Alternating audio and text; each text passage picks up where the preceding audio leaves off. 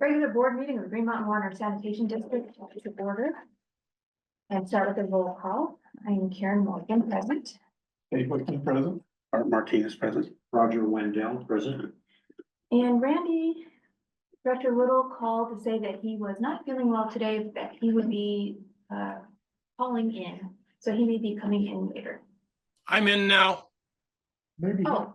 maybe he's developer. I'm the developer. That's my website name. Okay. Uh-oh. Faked us I'm a out. big developer, yeah, guys. I was gonna say, don't I feel silly now?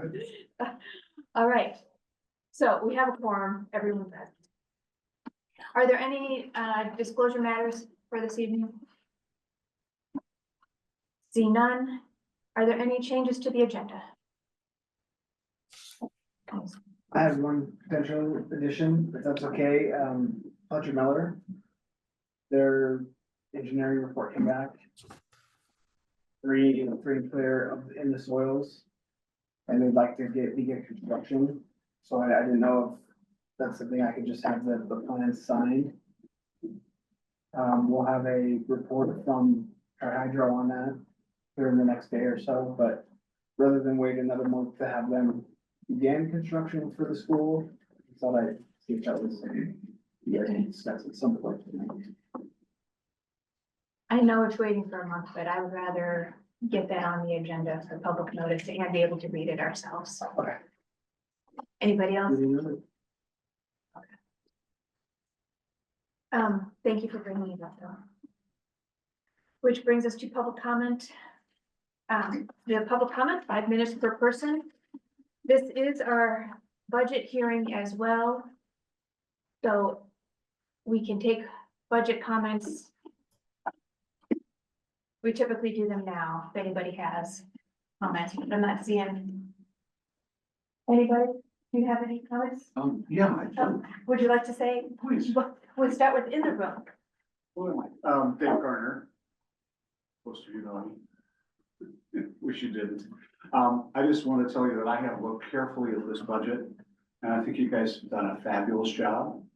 We've not always agreed on all issues, but I think this is a pretty spectacular effort. And I hope the community understands that what you've done in raising rates for next year is the barest minimum. And if anything goes wrong, it'll be the larger increase the following year. I think you've done a really awesome job, and I thank you for the work you put in on it. And obviously, the staff done a great job as well. Yeah. Do you have any comments? Thank you. Thanks for that. I'm happy to write the check. Every 2 months. Thank you, thank you. Anybody online, line like to raise their hand? Ludmilla, Hey, is he writing me a check? Did he say, I couldn't hear it. I thought he said he was writing Ludmilla a check. No, Mr. Gardner, were you writing me a check? Okay, all right, that was funny. Okay. Good evening. I'm gonna start the other way around this time. Hello, Sam. Hey, Josh. Hi, Dylan. Uh-oh, something happened with my Wi-Fi. Wonderful to see you, Director Morgan. Thank you for the emails, Director Whiteman. Wendell's sick? Is he homesick? Is that Wendell? No? I'm here. Little. Oh, I didn't see you. There you are. There you go. See, it's hard to see out here. Director Wendell, excited to hear from our accountant, ops treasurer, Director Wendell. Have you been checking all the minutes, Director Little? Yes, I have. Director Martinez, I've been trying to find the perfect job for you. I'm still working on that one. Okay. I hope everyone had a wonderful Thanksgiving, ate just enough, watched a little football, but spent most of your time with your family and friends. My stuffing was delicious, if I do say so myself. Gravy was rushed, but servable. Not sure if that's in the dictionary. Turkey moist, no green bean casserole, but a little asparagus.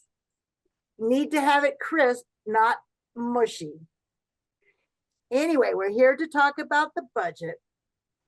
One day I would love to see the rates decrease. Property taxes skyrocketed. This year, property insurance took the biggest increase I've ever seen, although the turkey was only 74 cents a pound. Last year, I spent $50 and I received a free turkey. This year, it was $150 you had to spend, and then you got a free turkey. All right, looking at the budget, water increased $1.19 per 1,000, right? I was curious, how much did Denver water rates increased? What are they charging on their increase to us? The projected 2025 service charge increased like $4.20, which is what, $2.10 per month. I think that's a little high, especially when you look at the infrastructure fee. But then you go back, and Green Mountain does provide water and sewer service.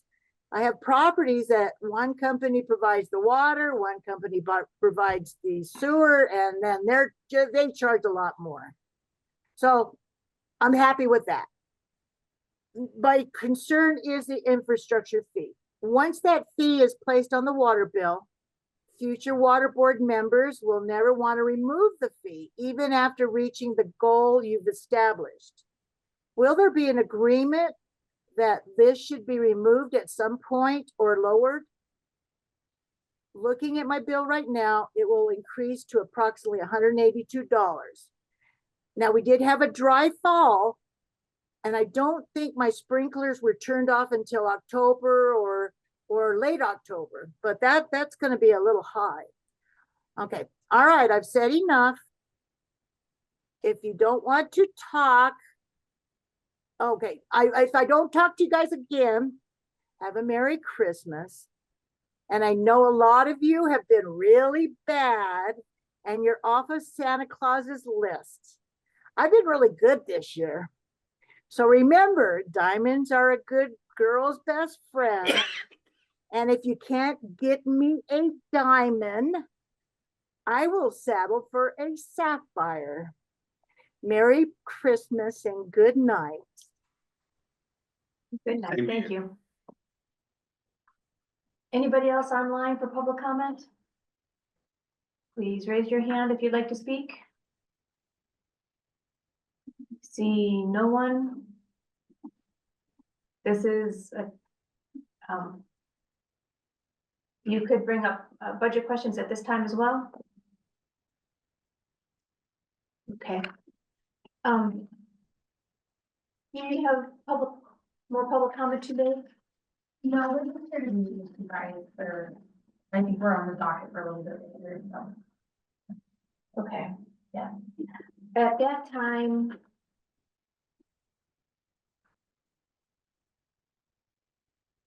That will generally be a board discussion. Okay, So so we maybe, don't need to be present for it, you mean? Or- Yes, because you had a meeting previously. So maybe if I was to right? say anything is, we're just a family building a house. Right, We're not a company. I've never built a house before. So we're just doing it together. Are you the 950 South Course? Yeah. We are. Okay, okay. Yeah, Okay, got it. Yeah, so we're not, it's not like this is a company or a corporation that's doing something. We're just trying to do something as a family. And For what it's worth, I read your input and I'm ready to go. You don't need to convince me. awesome, thank you guys. Perfect, so we don't have to stay in this. Well, that's only one vote. yeah, you do Okay, not, voting right now. Well, No, no, I'm just. and it will be a long wait, so, Okay, I think. okay, that Good sounds question. good. So, Thank you thank guys you. so much. Thanks. okay, appreciate it. Thanks for coming. don't forget your bag. Is that yours? That's fine. Go ahead and take it. He's not using it. I don't see anyone else for public comment, so Guess I didn't mean to scare him we'll away. close that and You did. move on to the next. Approval of the minutes. Did you make your corrections from last time? Weren't these- Oh, I looked them over and, yeah, I was looking over the 2 minutes that we had before us and they're fine. The ones that were before, I couldn't remember how far back they were. And so I limited myself just to the 2 minutes that I had before me this time. Okay. Okay, I thought we still had those going on. Well, that's what I was kind of wondering, and I was thinking to myself, have they somehow been approved without my input? Or do I need to get back to it? And I don't know, I didn't go back to it further. Well, I thought we did too, had some waiting. Does anybody else remember that We did approve the minutes last time. for all of them? Yes. Okay, Yeah, we just got November minutes 2 days ago, so that'll be on the next. okay, agenda. special meeting. Okay. Okay, so is there a motion to? These are the ones that were held over from last November. Yeah, so these are the ones that you had a problem with. There's only 2 months, right? Or on this agenda, there's 2 months. Yes, this is November's agenda. So these are the ones you needed more time to look at and correct. Okay, that's the same as today's agenda. No, that's November. This is the November Okay. agenda, so these are the ones. Today's agenda, It's the September 24th and the October 8th minutes. that looks about right, but. Okay, anyway, all I know was today's agenda, there were 2 minutes and I looked them over. That's the half-ass answer, okay. Is there a? Would you motion to approve that? I move to approve those 2 minutes. I second. Okay. Director Wickman makes the motion and Director Martinez moves to approve September 24th and September 8th minutes. Any other discussion? All in favor? Aye. Unanimous vote, thank you. And we are on to the budget.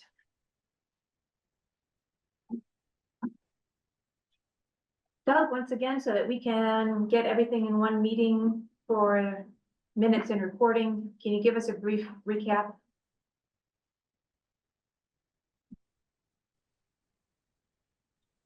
I'm sorry, what was that? So that we can have everything on the official meeting when people look back for the budget. Can you recap for us once again the changes in this upcoming budget for the public? Yeah, sure. So, as far as changes, we show a 3.7 or 6.7% increase from Denver Water. A 1.29% increase to our service charge from Denver Water as well. With us passing those rates through, that would be an average of 1.96% increase to Green Mountain's water charges. I'm sorry, can I so- stop you there? That was one of those questions. Did you, 1.79, Lemuela asked about Denver Water's increase? Sure. So the volumetric rate, so that's based on per 1,000 gallons. That was 3.67% increase, which was 18 cents per 1,000 gallons. And Thank the you. service charge was 1.29% to our master meters, which would be 162.90 per month per meter from Denver Water. So that's from Denver Water. From Metro or water recovery, that was 1.96%. And that would change ours. I'm sorry, that was our increase after the Metro water recovery increase of 5.4%.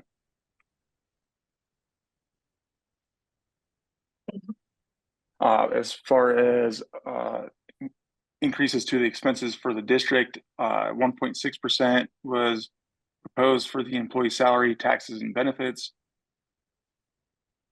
We had a increase from legal expense from $350,000 for 2024 to $500,000 for 2025.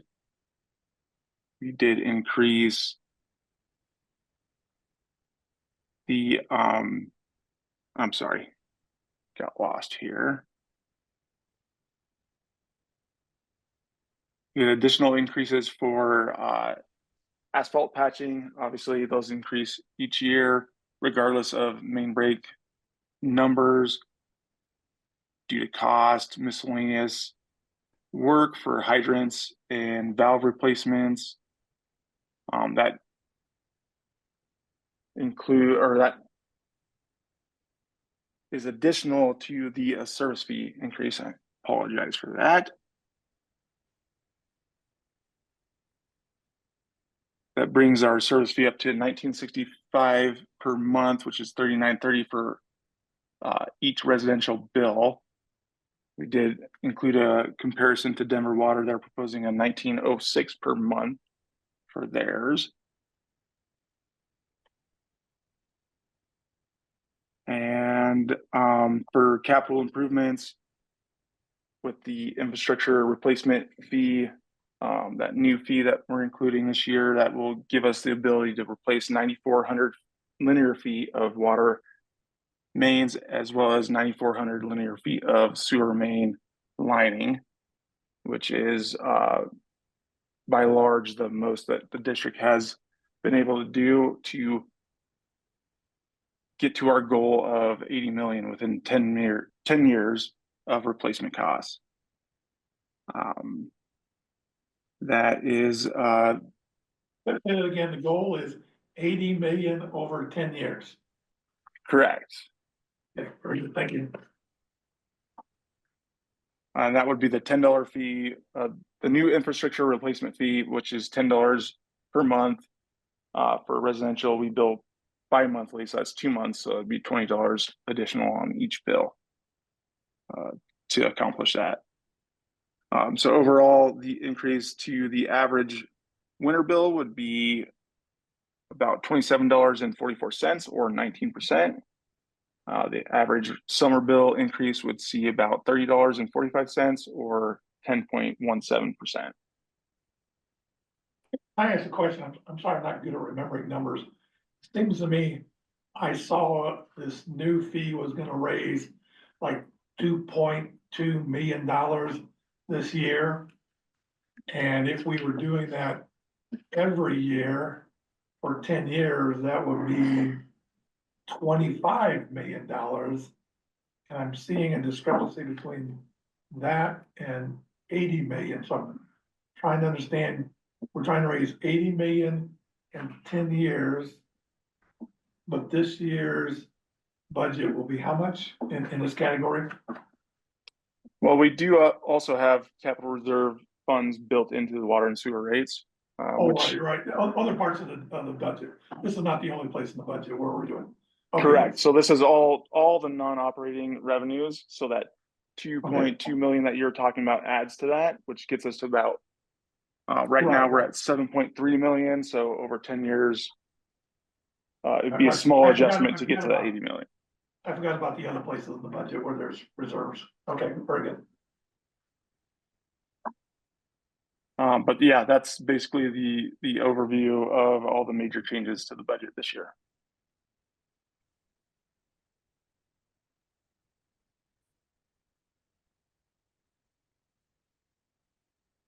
Does anybody have any other questions, comments on the budget? I've got a question, Randy, online. What is our total cost for employment for the whole organization? So that would be on the line number, let's see here. Line number 11 on that first cover page of the budget.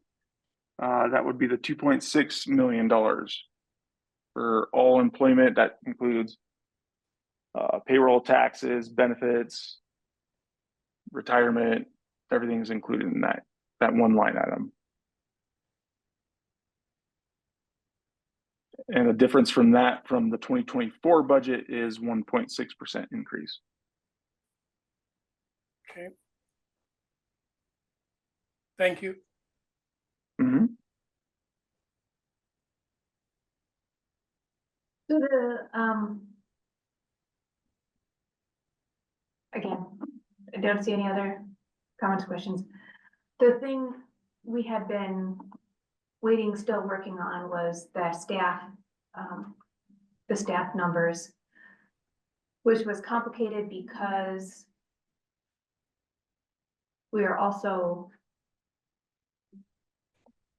building in some board goals of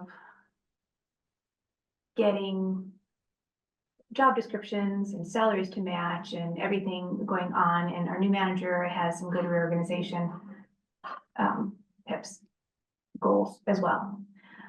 That has not all come to pass to be reviewed and voted upon by the board. So I would like to recommend that I would vote for this budget as it is, but not for the spending levels immediately. So I'd like to differentiate the two different things in this budget. The big one for staff, there were two big asks for the staffing. One was, we do a basic cost of living adjustment. There was bonuses set aside in the cash fund. There were some other, there was mostly discretionary budget that would be individually assigned for different levels, not just a cost of living increase. Since we do not have all of those staff levels out in what positions that they would be, I think it would be prudent to hold off on that spending until we do. Does that make sense? We do not know if we will have a new position. We would have to promote internally, would have to do all that. And so I would like to just do a cost of living increase tonight to be spent immediately starting January. And then leave the rest of those funds in reserve until we get the reorganization done. And then in the meantime, if we need to, if this is not something that we can take on and complete, that extra money would be, especially that bonus fund that would just be cash, would be available for us to hire somebody to help us do that if needed. When do bonuses normally go out? We have not, we do, what is it, Thanksgiving time? Like a holiday. Holiday bonus. This was of $500. This was another 2% larger bonus. So, and that was proposed to be at varying times of the year. So it would be a change. We don't have an establishment yet, established anything. Director Van Dam. I got a question on that. Oh, go ahead. Backing up on Karen's statement. I've done a lot of checking around, just on other things. I do believe that we need to get more involved with the Rocky Mountain Employment Council and get statistics on wages of what's going on. I think a 7%, if I'm not mistaken, a 7% increase in wages increase is way out of the norm. I'm talking to companies that are 40,000 employees that are getting 3%. So I think that 7% is way out of line. And I think I need to be clarified on the $2,000 bonuses. Is that bonus for every employee or just certain employees and it trickles down to something else? Can that question be answered? I think the concept of that as it is written in the budget. Would you like to say something more? As it was written in the budget, I think that concept is morphing as we are discussing. So that's why it is better to wait on that. I do believe so too. I would recommend that highly. I think one of the goals, my goals of coming out of these discussions is to have more of a boilerplate for some of these a policy for a bonus and a policy for the raises so that we don't have to get into this nitty gritty all the time as we have been doing. And I think that we are on track for a lot of that. And I like the things our new manager is putting down and he's trying to come up with some some ways to address different staffing issues, but it's just too big for us at this time. So I don't have the answers to all of your questions. Okay. Director. I will say, once the budget is approved, we do have resources. We have the Employment Council, Director Little, I think, who you're referencing. We have resources through them and through paychecks and through our payroll services, so we can utilize the services that we're already paying for to help us come up with those. Do we have a printout of that? What are they recommending? What are they suggesting? Well, part of the problem that we are having, I think, is that the Employers Council does a fantastic job of saying, you know, a board director makes this much money. Right. And they give you a job description and qualifications and management level experience and that kind of thing. Right. We don't have all of that. So that's what we're trying to do so that we can compare apples to apples. So yes, the Employment Council has that data. We do not have that data, but what we're trying to do is get to the point where we can compare apples to apples. Well, I think And we that- need that data to be able to justifiably say that this person is worth this amount of money. Right. You know, I mean, That is the goal. do we have a description of, like you said, job descriptions?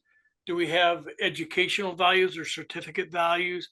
I mean, how much education do we have for these different positions? How much, you know, certifications have they earned over the time? And I believe to be, you know, paid for your, you know, continuing your employment enhancement. But just it's like having a fox in the hen house when you just openly say, well, we want this amount of money. Right. It just I doesn't think- work that way. I think that's some of the things that we're looking at. There are some people with a lot of certifications that are still getting lower pay and other people that are not. So we have to balance all that out. And that does start with the job descriptions and going up from there. And that is a very different thing. The approach that you're suggesting, which I am also advocating for, which we are working on, is different from how we used to do it. Right. Because that's why we're still building those job descriptions.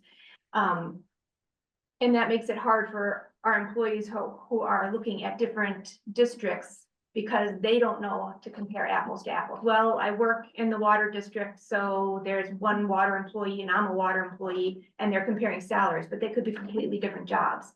So. But that's two employees talking together about salaries, where it's Right. not a independent person saying, well, this is what the job calls for. Right. You know, So, and if we get to the point where we have everything that we need and to have an independent person look at it, then we can get there, or if we can't get there, we can ask for help, and we do have that, but we're still working on it. well, I- the only suggestion I would have is, you know, maybe we, you know, be reasonable on what's going on with our raises and our bonuses this year until we get some sort of statistics or some sort of printout, and then we can always come back to it. I agree. That's where I I'm, agree, so that was my suggestion as well. So let's get the data and we'll do what we can this year and then right. figure it Okay. out when we get it figured out. So the budget, we can go ahead with the budget and then approve the spending later on as we get it more cleared up. But for immediate cost of living for everybody, I'm suggesting, based on Mr. Stanley finding in the American Water Works Association, that is a tied to industry report, and they are doing about a 5% cost of living increase that they see in the industry. So I'd suggest a 5% increase for all of our employees, prorated for those new employees who came on, because we've had new employees as of last week. So that's not a cost of living increase in my opinion. But that's a 5%, and that is a number tied to an industry report. That's something I could live with. Okay, A little confused though. To me, there would be no difference as to whether an employee had been here 10 years or a week. If we're raising all the positions in accordance with cost of living, everybody would get the 5%.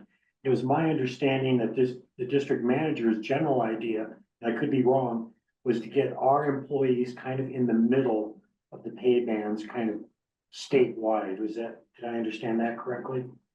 So I'm really comfortable with that. And it's no secret, I'd like to see our legal expenses decline next year, not holding my breath. But in response to, or on the other side of that, I'd like to see the employees gain a little bit more and maybe have them slightly above middle range, a little bit higher than what the district manager is proposing. So that's kind of where I'm coming from. But my main point to what you had said earlier, it's more of a question. Why would we treat a new employee different than a senior employee when it comes to COLA or cost of living allowance? Because your salaries were just negotiated. They're what? Your salary was just negotiated, so there has not been a cost of living increase since last week. Are we Those are we negotiating salaries for entry-level employees? I thought it was set. Well, You come in, there is some weight in experience okay, when it comes to entry level. But there's not a lot of movement from the entry levels started. have we hired anybody this month or? Well, we were set to hire one person, but they did not show, so Okay, so maybe this question's moot at the moment. we have a backup candidate that we're gonna reach out to. So we more than likely will have a new staff member before the end of the year. Okay, well, I'd go with what you said then, that's fine. It does impact. I think we've had 4 employees this year hired. Oh, you're talking about the entire year then? Well, if Okay. you prorated for the year, yeah. Yeah, I Because was, they're, we said everything last year, so that's how we. I would still lean to giving everybody the same COLA, cost of living allowance. I think that's customary throughout government generally. But isn't there a time frame for them to be vested in their job before they should qualify for a cost of living increase? There's a 3-month. 3-month period, right? Mine I still don't get cost of living. What is the Everybody's average, what is the new person that comes on, an hourly employee, what do they start at? For entry level, no experience whatsoever, $24 an hour. Okay, that's within the realm. Back to what Roger was saying a second ago. I talked to a person that's the senior HR manager for a 40,000 employee company that works with water all over the world. And they don't do a 5% across the board. They're all over the board. I mean, an executive might get 10%, but the guy that just came on may get a 2%. So I mean, Randy, would that be a COLA though? Is that? that's COLA, cost of I've living never heard of increase. that before. It's, I can guarantee you, like I said, there, big companies, City of Lakewood does not give you one blanketed, cost of living raise. I used to negotiate my employees' cost of living raises. Yeah. I mean, it's all over the place. Okay. So I mean, a person that's been on for 2 weeks may get 2%, but a person that's been on for 10 years may get 5% or 7%. Those employees that show promise and the company should deserve more. Right. But that'd be a merit increase. It wouldn't be a COLA increase. This is the COLA increase. Once a year, you get a cost of living raise. Right. A lot of people are Based on the cost of 1%, living, and not lots of based people on are your getting nothing. performance. And this is not including the merit increases. Yeah. So if I'm just saying cost of living and then some of that merit, this is why it gets a little complicated, because some of the merit questions will come into the reorg and any promotion possibilities that are coming. How about That a might be cost of living- negotiated. How about a cost of living increase that's equal for everybody, same percentage, as long as they've met this 3-month introductory period, probationary period? So if you've been here longer than 3 months, you get the cost of living allowance of whatever we decide on, 5%. 5%. Yeah, I still wouldn't agree with that at all.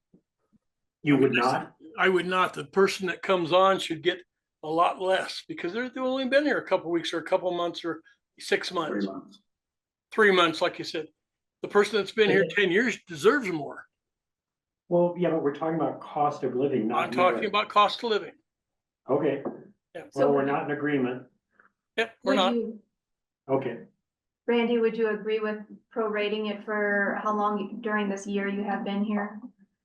So if you have been here for 6 months, then you get 2.5% increase, not the full 5.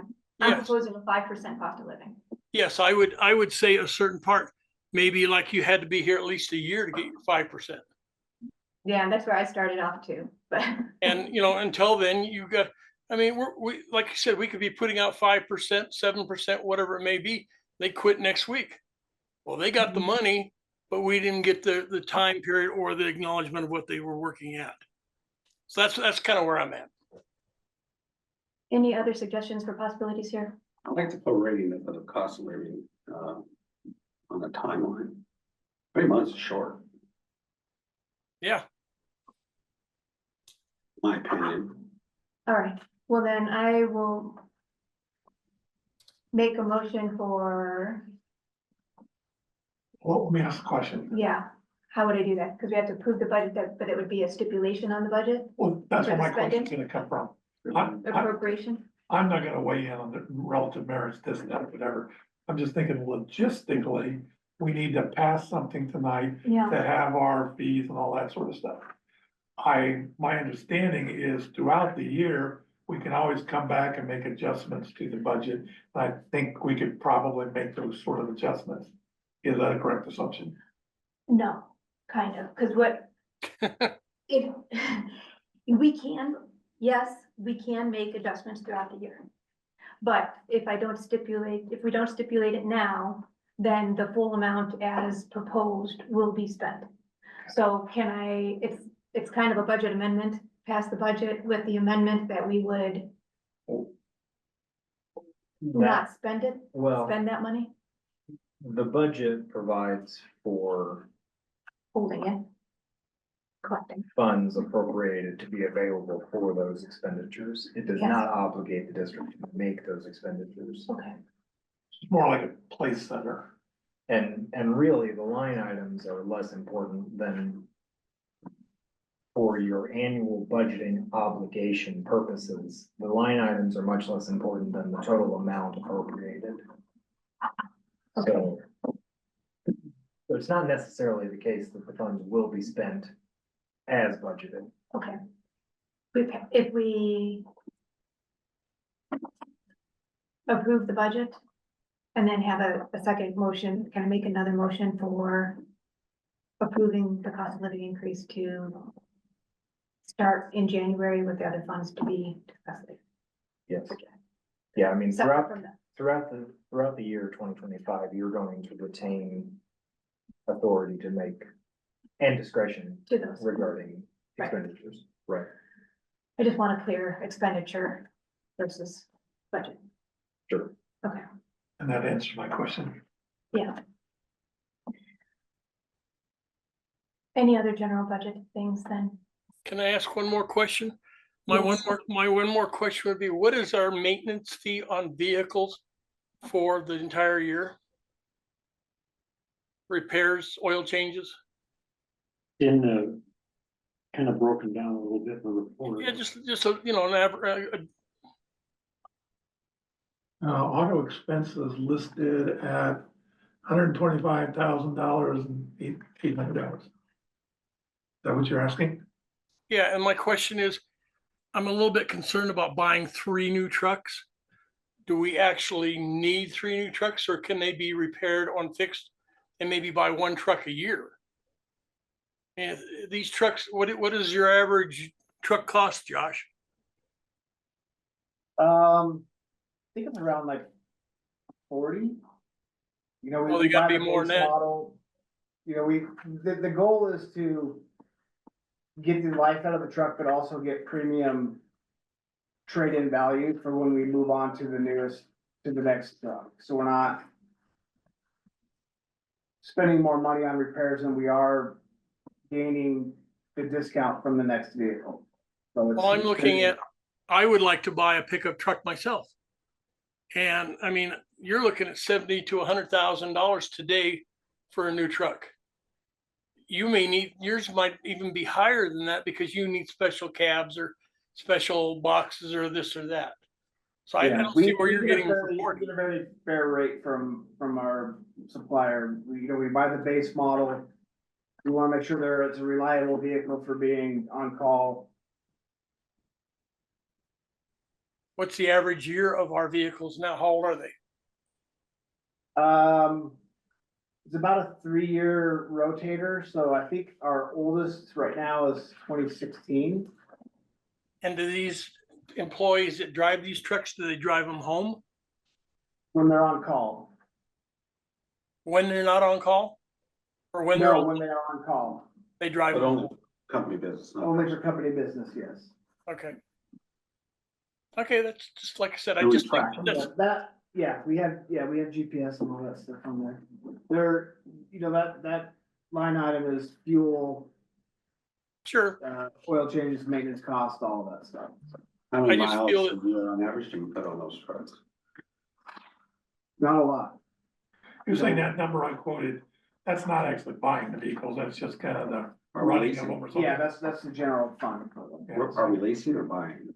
We are buying, We're buying. And what are we buying? What truck are we buying? Ford Fords? F-150s, and we have a couple 1-tons at 350s for our,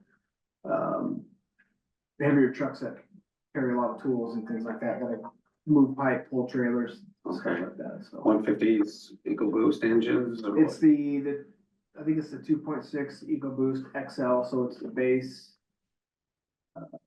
model, nothing special, just they're reliable. Okay, no electric stuff, nonsense, but, I mean, that's all pretty standard, like electric windows, no electric, Yeah. no hybrids or anything like that. no. Or can't give away the electric stuff now. Yeah, no, Is we're, that right? Huh? That's right. That's right, they can't give it away. Pretty liquid fine. It's a technology that they've learned. Okay. I just think it might be interesting to see what the difference is between a lease and a buy. You can lease a vehicle a lot cheaper and get rid of it in 3 years and start another lease. Where if you buy them, you lose a lot of money driving it right off the parking lot. Well, but we own them, so we take the depreciation off of them, right? well, we don't finance anything, they're outright purchased. Right. With a lease, you're gonna be bound to miles, you're gonna be bound to dents, dings, other things like that, that will occur on a work vehicle. Oh, yeah, I will. I So agree.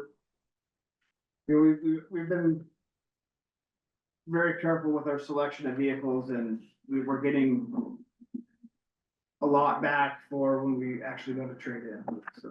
So when you trade them in, they have a lot of less, really, not that Yeah. many miles, so Yeah, they're fairly, they're desirable. they're very desirable. Yeah. Yeah, Ford trucks are very desirable, aside from electric ones, yeah. And I'm not gonna pull an invoice, but I think our last purchase was somewhere around 40,000, so it's definitely a lot less than the King Ranch or something like that that you You see. pay 40,000, Yeah, that's a good price. Yeah, we could get a government rate too with Ford, Four-wheel, four-wheel drive, yeah. the club cabs or the, Nope, we have a couple that are like the cab and a half, stay with them, and yeah. it's all pretty standard. You actually have to special order the single cabs anymore. You Yeah, gotta don't special make order them the anymore. long beds and And the long beds or short beds or the. long beds you have to special order. Well, if Dylan has the language, I'll make the motion, Specifically for Sounds like pass the budget here. Yeah, well, yeah, no, You're talking, you're to talking, approve. money in, money out, whatever. okay, but you said like do it in 2 parts, we'll do this first part and then And plus we get the manufacturer warranty with it too, so any things that come up, we're spending less money maintenance there as well. You can get oil change packages. Although we do a lot of that in-house because we have certified mechanics on staff. anyway, I move to, Approve the budget as presented. As presented. well, that was hard, I could have done that. Move to approve it as presented. Director Workman moves. Is there a second? Second. Director Martinez seconds. Any other discussion? Randy, all in favor? Aye. Any opposed? me, Randy. Director Little opposes. Motion passes. Second motion. Second motion, but I would like to. I move to approve a 5% cost of living increase for all employees, prorated for those that have been here less than a year. To take effect in January 1. More for a year. Okay. Second. Second by Director Workman. Any discussion on that? Yes. I would suggest we not have we do not prorate it for employees with less than a year's service, other than those that are in their probationary period. And I would also like to amend this, I'm not sure how we do it legally, but to change it from 5% to 6%. And I base that on this idea that we're still up in the air as far as what we want to do for pay bands and those kinds of things related to that. It's probably something we should have done before. The employees are waiting. I think it would be a great gesture, and it would be fair to provide them all with a higher cost of living allowance. And then we can take more time to discuss the pay bands and keep people at least in the middle of their profession, as the district manager had suggested as far as pay. And my suggestion would be to be a little bit higher than that. So in a nutshell, do not prorate the COLA and increase it from 5 to 6%. So ask her if she'll accept that as a friendly amendment. Would you accept that as a friendly amendment? If she doesn't, we have to vote on the amendment motion first. I would, I hear your suggestion. I would rather just say no and vote no for this one and then raise it if this doesn't pass. Because everybody has heard your suggestion. What, I'm sorry, explain that. If anybody would rather take your suggestions, I guess it's two suggestions. to vote no on this motion, and then you can bring that up as a second motion. Well, I mean, right now, he can make an amendment. Okay. We vote on the amendment and voting against it. And then, once that's done, if it's accepted, then it becomes part of the regular motion. You could do that. Yeah. I am saying let's not do that. Okay. I would like to change that and make that, if we're talking about amendments, I would like to say 5% for all employees that have been there over a year, 2.5% for the people that have been there under a year.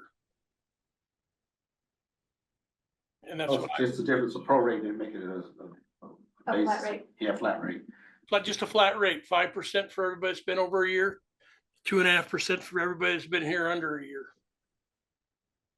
I like the prorated because the people know, when I get that, the longer I'm gonna stay, the more I'm going to gain. It's a little bit of an incentive in their packet that they'll have versus, well, just 2.5%, you know. I'm gonna be here 6 months, so I'm not gonna say more than that. So I'm not that familiar with Robert's Rules of Order. We don't Can I follow make a- Robert's rules. So You I, can offer an amendment right now. okay, Sure. so Just- that's the amendment. it doesn't- I'm offering two amendments. It would, here, under Robert's rules, you could offer an amendment, Okay, okay? But everybody has heard your suggestion. okay. I think, and everybody has heard Randy's suggestion. Right. These are all alternatives. So I think it would just be cleaner as opposed to having a whole bunch of Discussion. amendments. If you like this, the way I have presented it, vote for it. If you don't and would rather vote for yours, then just say no to me, fine. And we can vote for yours later. And then We you can can vote for offer. Randy's later. I understand. I understand. That's the flexibility of not doing Robert's rules. That's what we're doing. Should we have a vote? Shall we have a vote? All in favor of Your- 5%, my motion? Yeah. 5% for everybody and prorated for those under a year, starting January 1. I have Director Morgan, Whitman, and Martinez passing, and all opposed, Director Nay. Little and Director Wendell. So All pass. good suggestions. Yeah. That'll pass for now. Is anybody interested? So this is a broad policy discussion we could be having. Is anybody interested in having this?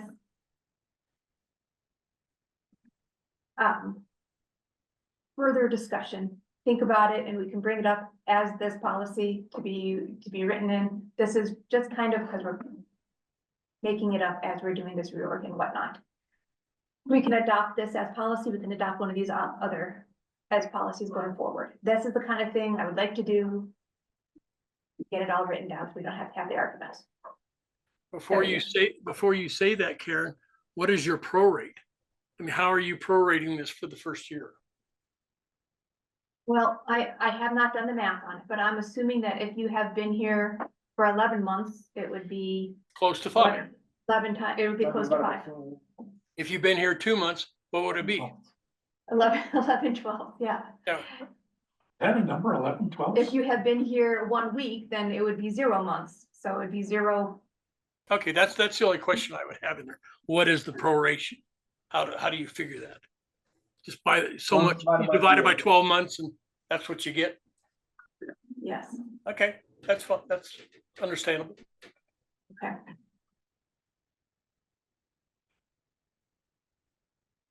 Anything else on budget, staffing, things?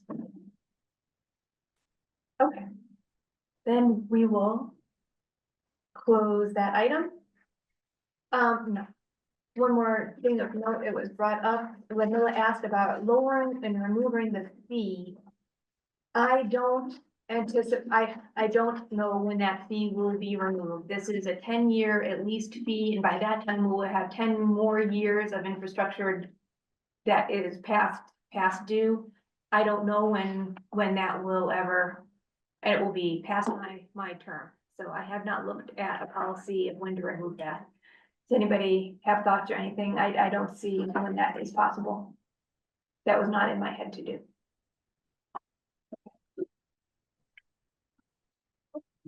The end to sign all of these, or as we're going? I will take them now.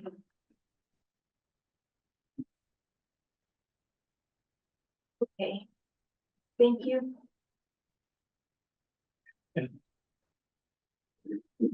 On to the financial matters.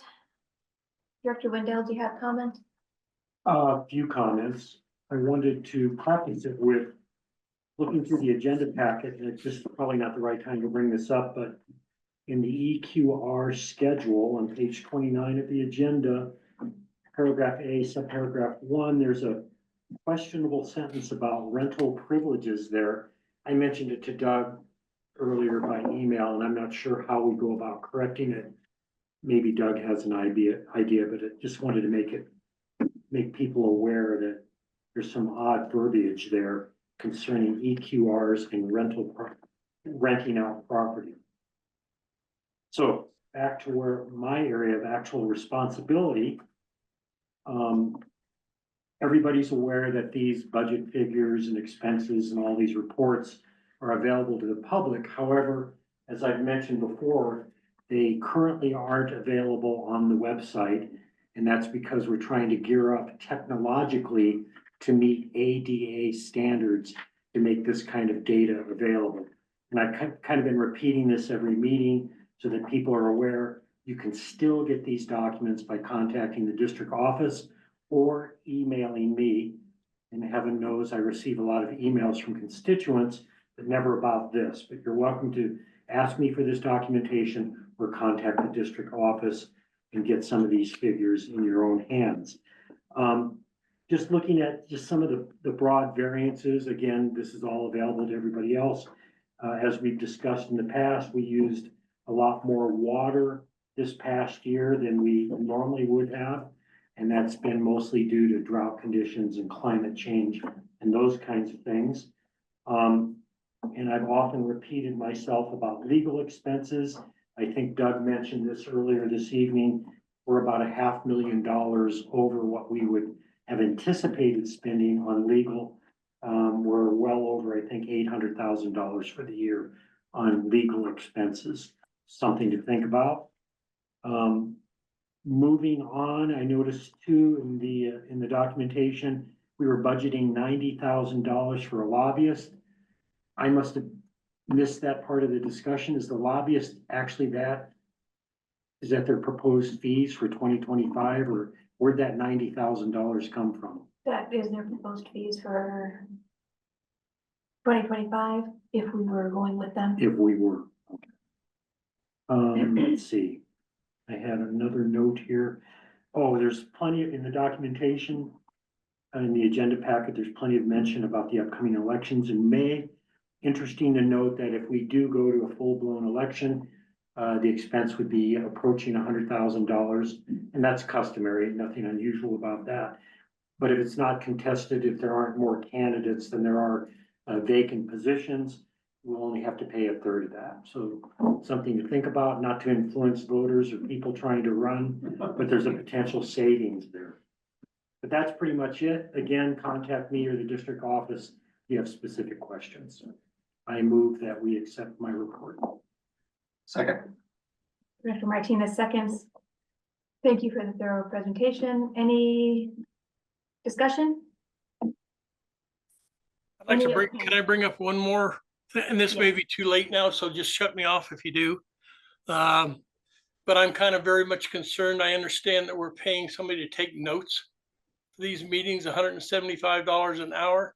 I think that's absolutely outrageous. We could hire a person within that could be a staff person that could take the notes and hire them full time and pay less money than $175 an hour. How many hours does it take to write up our notes? It's pretty involved at times. Yeah, I We've mean, gone through this in the past. We had backlogs and it gets kind of technical. Just my opinion. well, your opinion's well noted, Roger. I think, like I said, unless we know, what are we spending on taking notes, I guess, for the whole entire year? I think You last know- month when we talked about it, it was right around 3,000 based on the amount of meetings that we had 3,000 for the whole year? for the whole year. Yeah, that can't be right. You mean like 3,000 per Per meeting? month? No, for the entire year. For the entire year. 12 meetings? More than No, that, we've had. more than that. So I'm trying to get $3,000. What are you getting for $3,000? They're taking notes. For how many meetings? Well, let me look to see how many meetings we've Probably had. close to 20. Yeah, that's a lot. It's like if you can do 20 meetings for $3,000, yeah, go for Oh, it. yeah, that's a great deal. That Yeah. just seems a little low. And But if we you have take- had troubles, we've had trouble in the past when they weren't taking accurate notes and they fell way behind. But as of late, I think the last year, it's been very good. Yeah. Well, let me look at And the the, notes are pretty simple compared to what we used to do. Well, they are a lot simpler. Would you like to see that change? Not necessarily. I went through the last two meetings that were on our, agenda for this time. I listened to them on the tape. I was like, I thought that was pretty good. Cause I was like, are you sure you're getting it exactly right? I was listening it to word. It's like, yeah, the minutes were right. Well, it's far from being word for word. That's, No. yeah, But as far as being accurate, yeah. like the motions. Yeah, I have, when I read them, I have a good sense of what happened. Yeah. Well, a lot Even of though I times, was like, there. they'll sit there and say, well, there was a discussion on this. Well, it took 15 minutes, but it didn't go into a lot of detail. But the motions are pretty much verbatim, so they're pretty much right on them. Well, if you take $175 an hour and you average, I'm just saying hypothetical, average 4 hours they spend on that per meeting, you're looking at $8,500 a year. That's way above 3,000. it'll have year to date in here. Trying to look for them. I'm just saying that, don't we have a staff member that could be taking meetings or taking notes or the meeting notes and just turning them in that way, and they're being paid for their job It's not anyway? anybody's job description to take notes for the board meetings. Would it be under It is, contracted labor? isn't technically the treasurer, It's the secretary. secretary It's is. the secretary, and you can have a designated recording secretary. So we've designated Centennial Consulting Group as the recording secretary to take minutes. Oh, I see. And they're I just thought that was awful high. Right. Moving along, Probably under contracted labor, isn't it?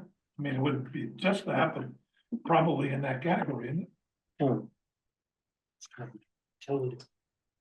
Yes, it is. I'm not seeing them in here. You said yes to contracted labor? Somebody Yes, said yes? Okay. And then contract labor probably includes some other things as well, but that's where the minute taking is, it's in that line item. correct. okay, I just wanted to bring it up. Moving along, Well, anyway, according to the line item, it's over $350,000, but like I say, there's probably more than just the minutes involved Yeah, in that's that. engineers. Yeah, all sorts of stuff.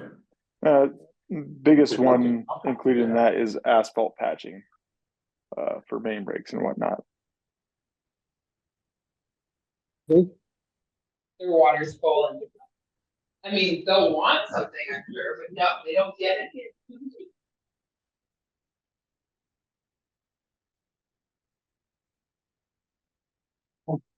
Could it be under office expense? No, it is classified under contract labor. Under contract, okay. Okay.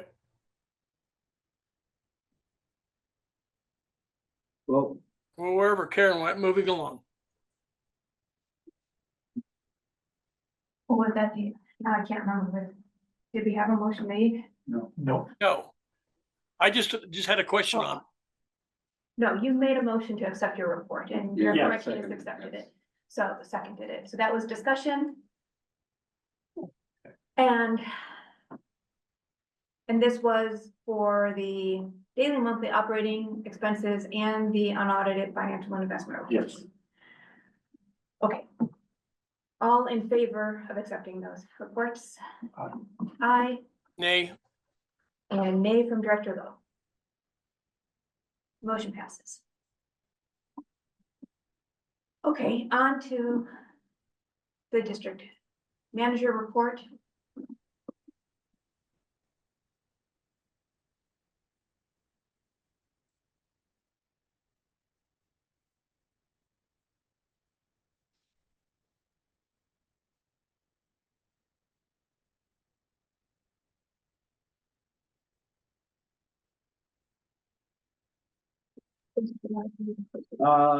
First slide here is just our average, our daily maintenance the guys are out doing every day, valve maintenance, hydrant maintenance. Locates have gone up considerably. There's a lot of boring happening in the district for new telecommunication, a lot of fiber optic getting laid in the ground, so. 12,000 locates we've done this year. We primarily had one guy doing that, so. That's When you say fiber optics are impacting your, Yeah, yep, they are, they're wanting to cross utilities all the time because they need to get from a handhold on one side of the street to the other, so they go underneath. Doing directional drilling, so they don't open cut trench it, so they gotta pass by water lines and sewer lines and things like that, so they need to. All right, I can see the need for doing it. Who has to pay for that? Those locate requests, we have to pay for those.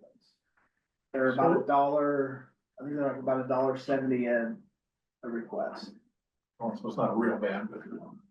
But then we gotta pay the employee to go out there and do it.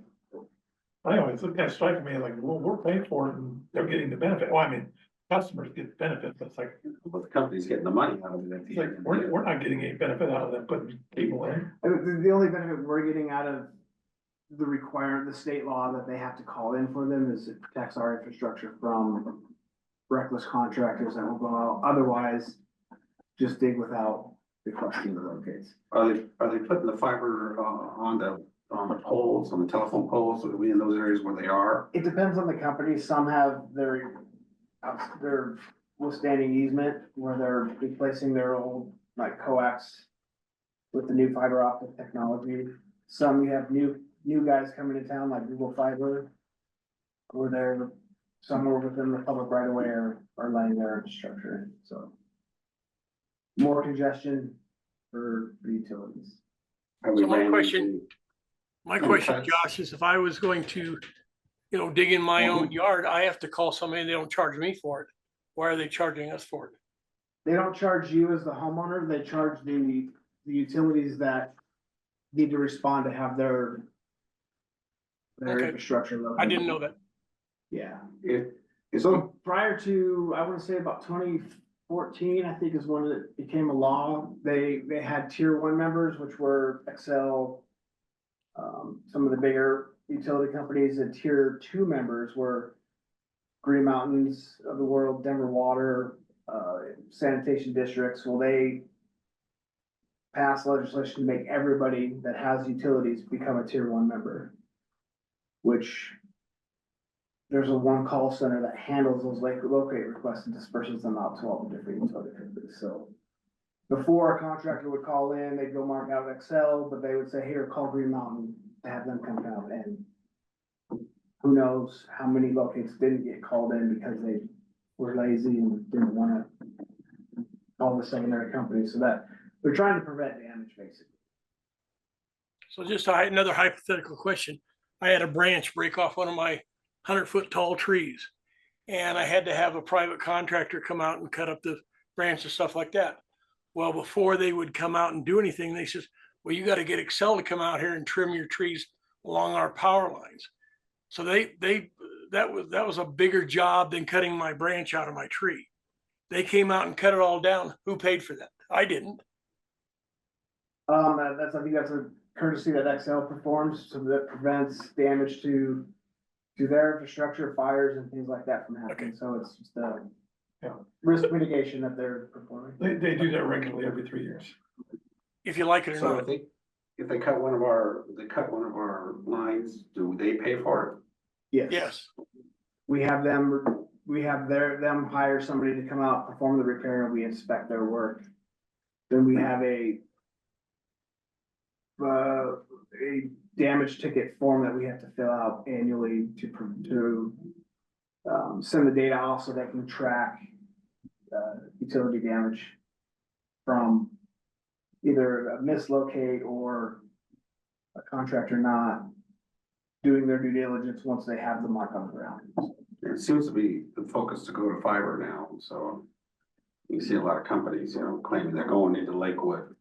There's new, I think there's 3 or 4 new telecommunication companies out here. The question has nothing to do with water, so never. Next slide. We did have 4 main breaks this year, putting us at 21 for the year. Historically, we've averaged about 25, so kind of right in that neighborhood. 3 of them were due to just that freeze thaw ground movement. 1 was from corrosion, so pretty normal emergency response time this time of year. Just as a side, do you notice whether or not these breaks are mostly well, never mind, there's your answer. Installed in 1968, installed in 1973, okay, I was just wondering how old these things were. They're breaking. Yep. And it kind of trends a little bit, I think, on the corrosion portion. We're starting to see some hot spots develop based on all of our asset data we've put into GIS. Our aging line item. So we can kind of track based on year versus the type of leak that's happening out there. Denver Water is still working on their pump station down there.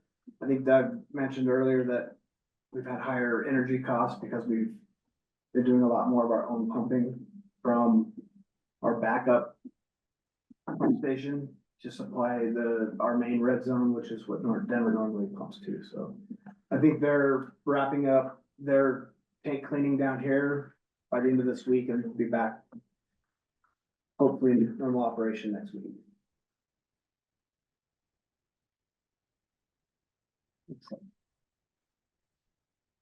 Development reviews, I touched on this one a little bit. Fletcher Miller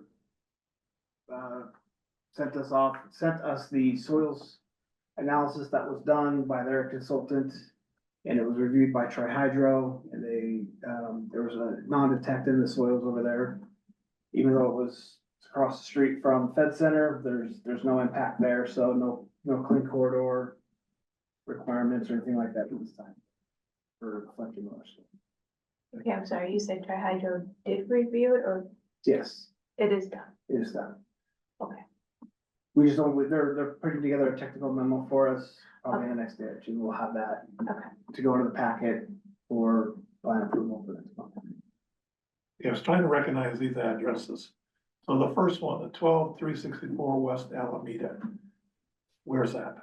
That is behind the Exxon Mobil and Starbucks on Alameda and Center. Okay. So Is it the parking lot that's fenced off, or is it the buildings in the back? it's the parking lot and the buildings and US Bank.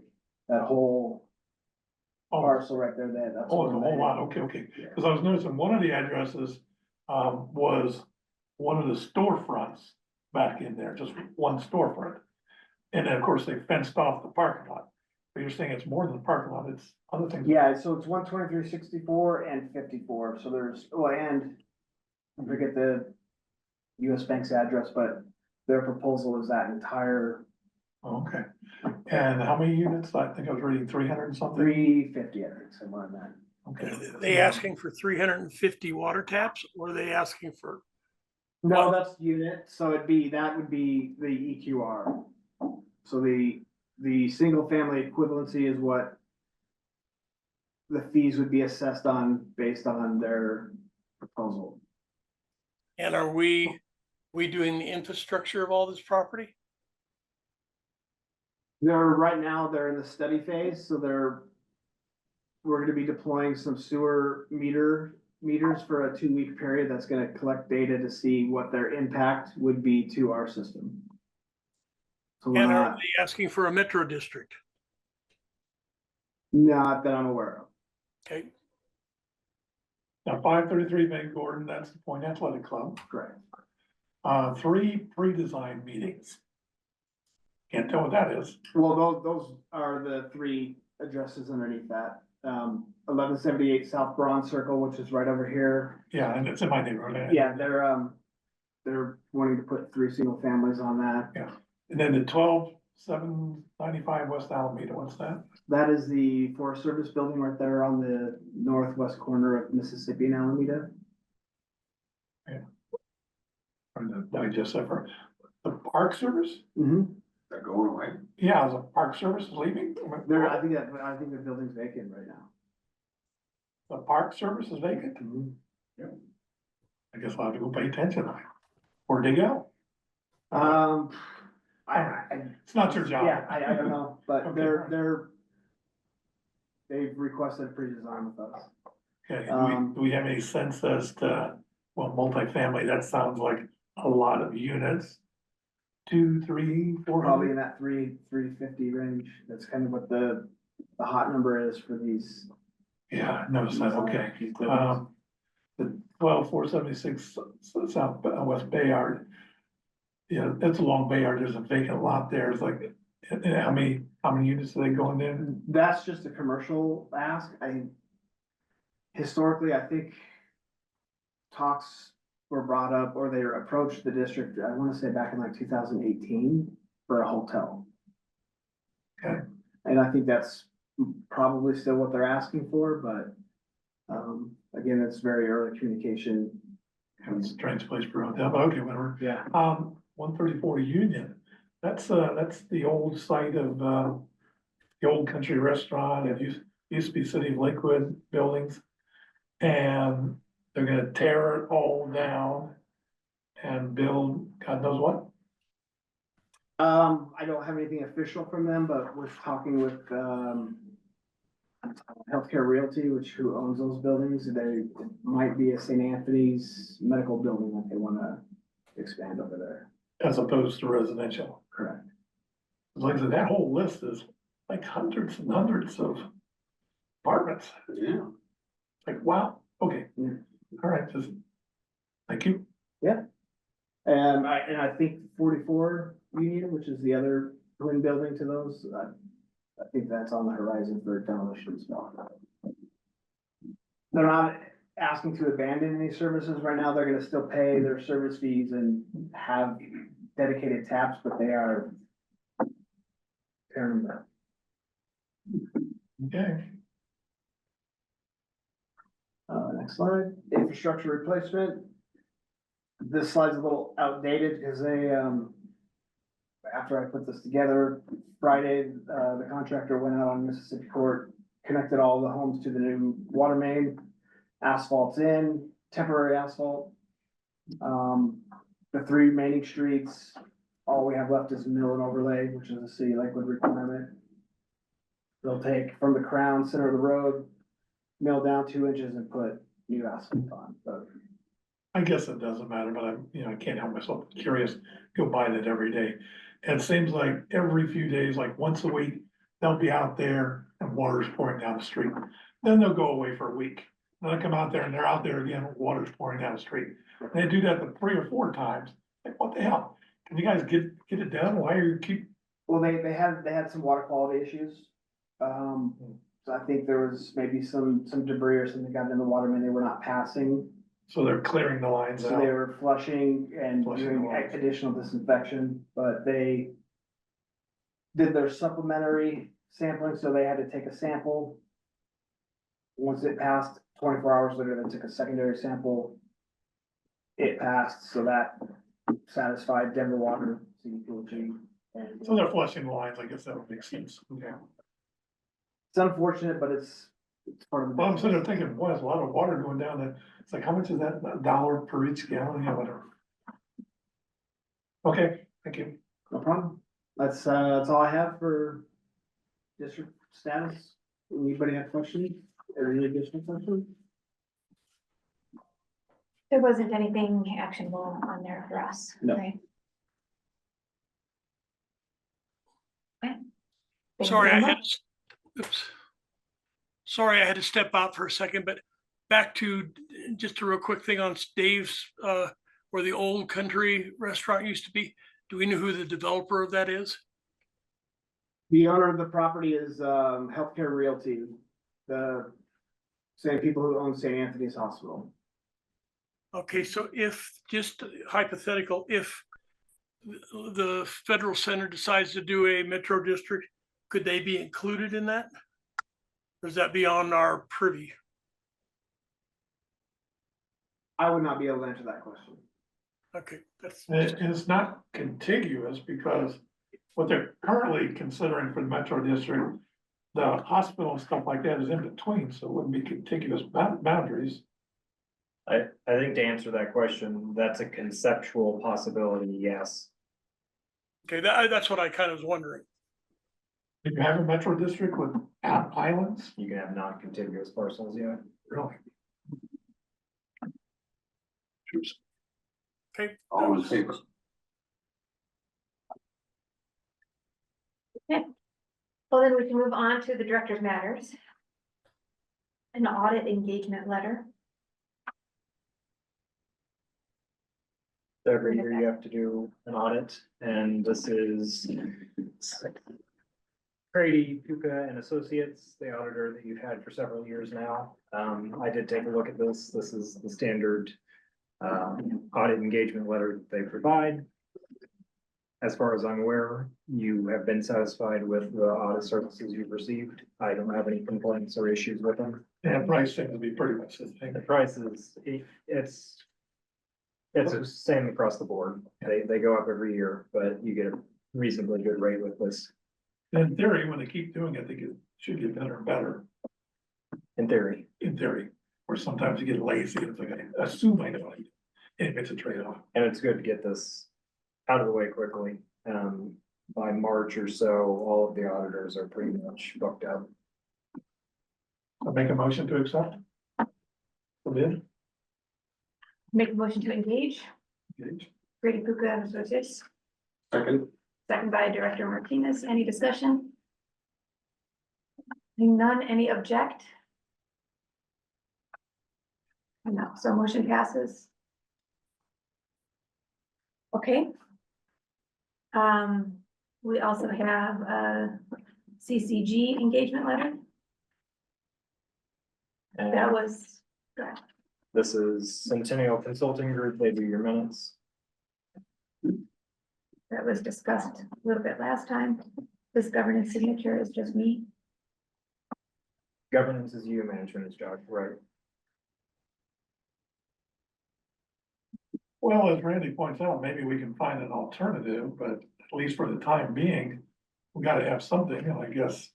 Yep, I At agree. least it's working, so I guess I would move to re-engage, whatever the proper term would be.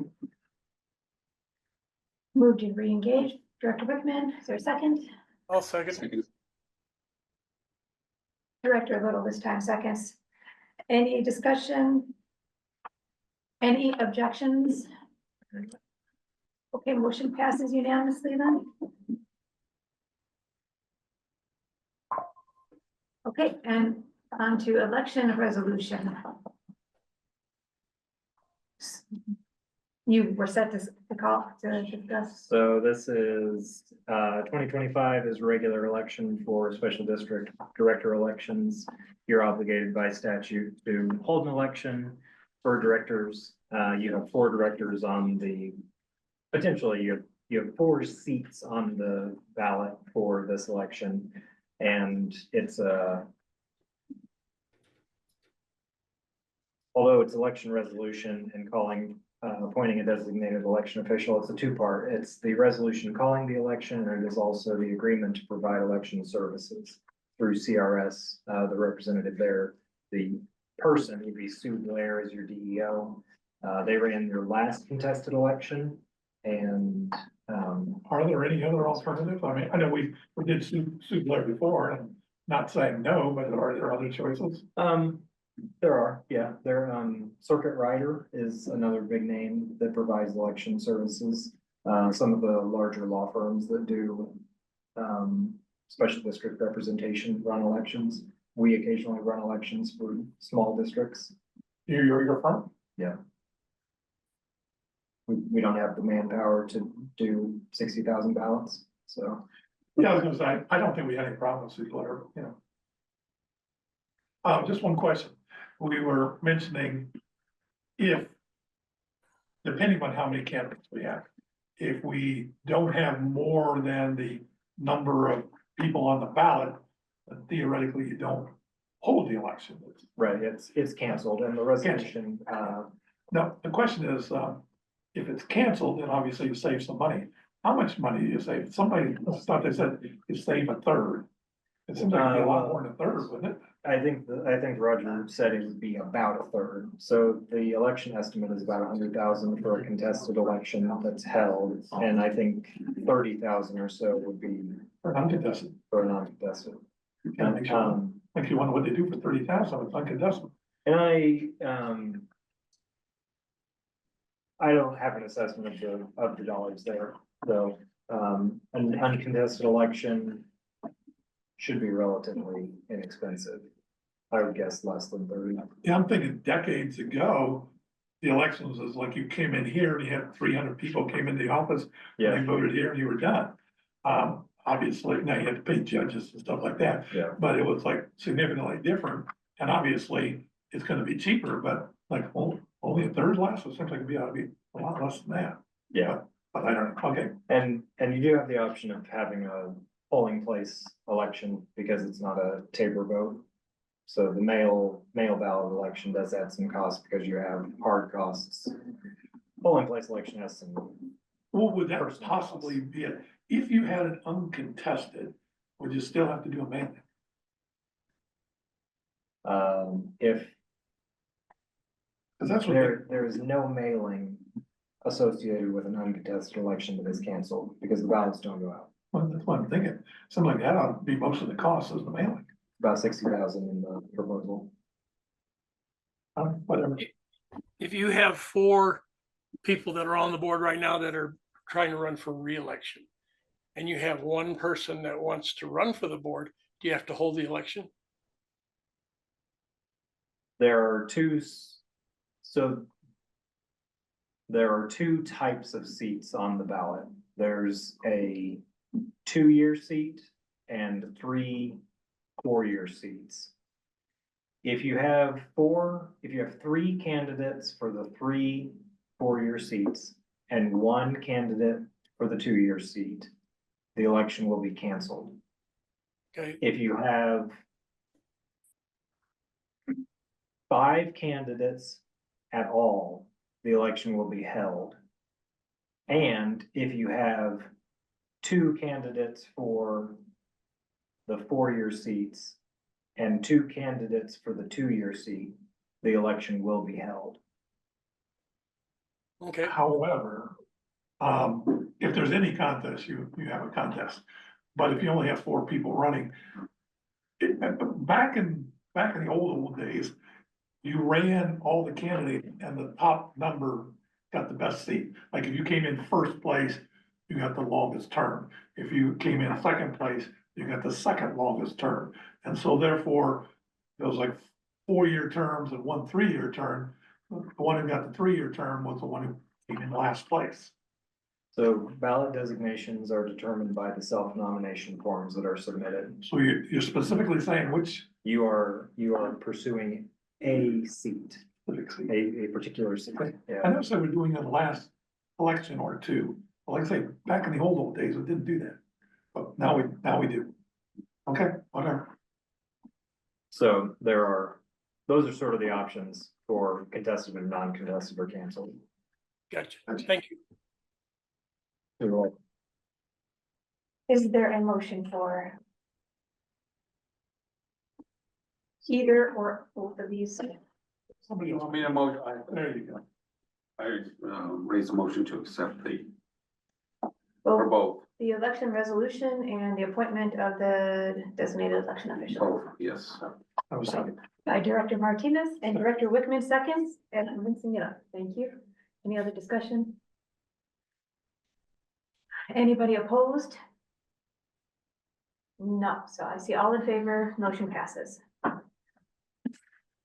Okay, the investment policy deviation that we talked about previously. You should be familiar with that. Do we need another explanation? Does No, anybody want to raise the We motion? want to call it deviation, it just kind of sounds nasty. But, I guess when you think about it. yeah, I have been accused of being a deviant, so yeah, whatever. No, I have no comment. Okay, is there a motion Motion to accept the policy. by Director Martinez? Roger, you want to do one? 1 second? No, but I wanted discussion. Okay. Oh, yeah, I'll second it then. Second by Director Wickman. Discussion. Just curious if Doug can give us an update on rates. Have they changed much? They've actually stayed pretty steady since the, excuse me, the last meeting. Climbed maybe 0.02%, but very steady to what we just invested in. So if this is approved, I would either offer up at the January meeting that we plan on moving some more funds into that BOK Financial CDARS option. But other than that, that's all I had. You signed it too. Good, that sounds encouraging. Thanks, Doug. Mhm. Can I ask you, Doug, what is the current rate where we're at right now? Where's this money sitting right now? And are we drawing interest on it? So the 1 million that we invested last month is earning right at 3.99% APR, but actually a little bit more, so just over 4%. What I was just quoted at this week was 4.1. And if we take out a CD, how much is it? These are CDs. Oh, okay. It's in a CD right now. Correct. So the CDARS program, you can put $1 million in, they divide it up in $250,000 increments. But those are all individual CDs within that one investment. And how long a CD is that? Those were 2 years that we invested in that 1 million.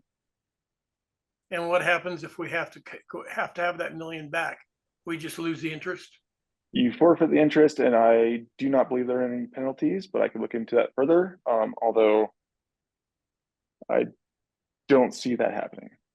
Well, if you could look in that just to be sure, Sure, it'd be absolutely. appreciated that way. I mean, if we have to have the money, we have to have the money. Absolutely. Okay. Any further discussion? No. Along the lines for having to have the money, we have quite a bit of reserve capital. I don't think we'll ever, hopefully, knock on wood, reach that point. That could go fast. Lawsuits. One lawsuit would wipe you out.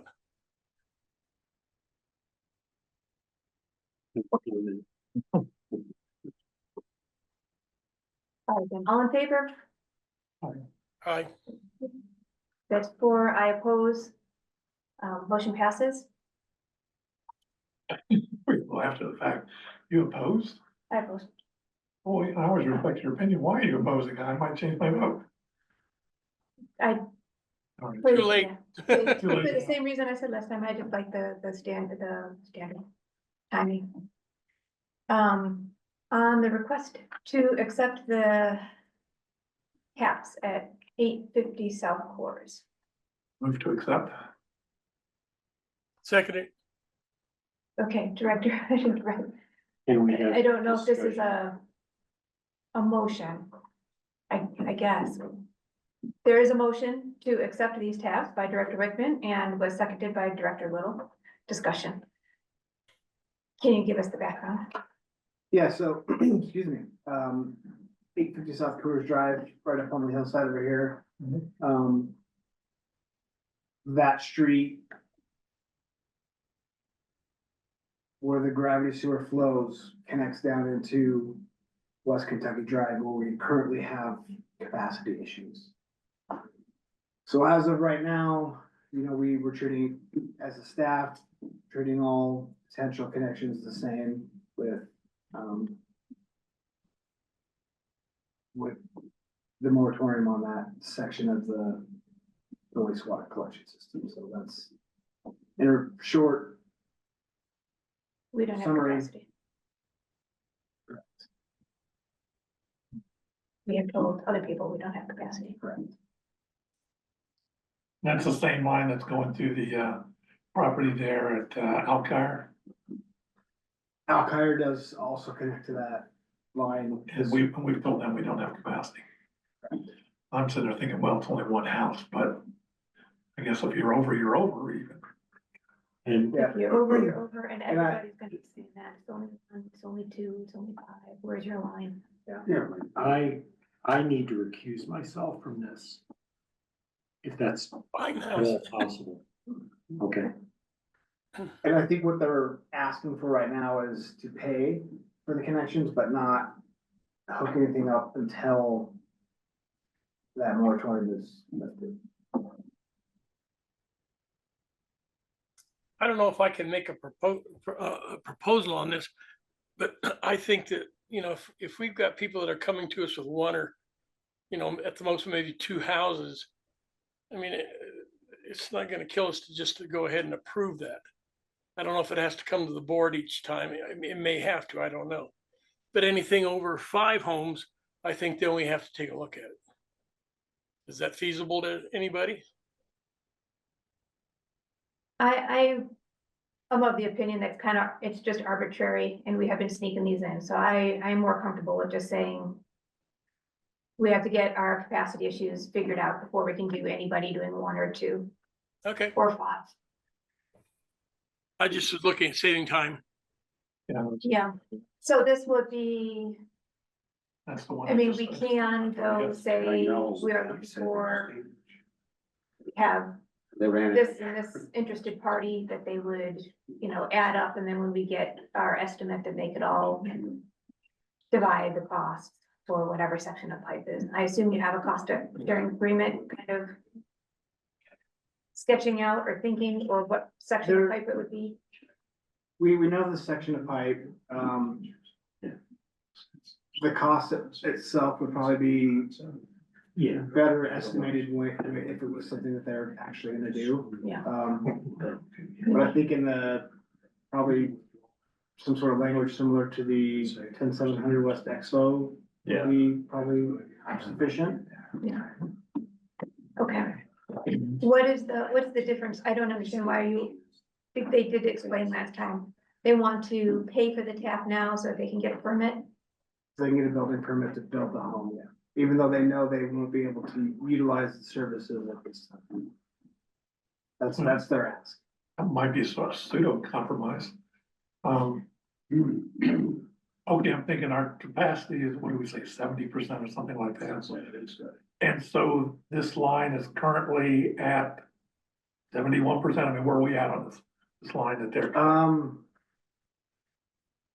Off the top of my head, I can't answer that, but I could definitely get you. Cause I'm wondering if, like, we're currently 85%, our rule is 70%. Yeah, that's pretty bad.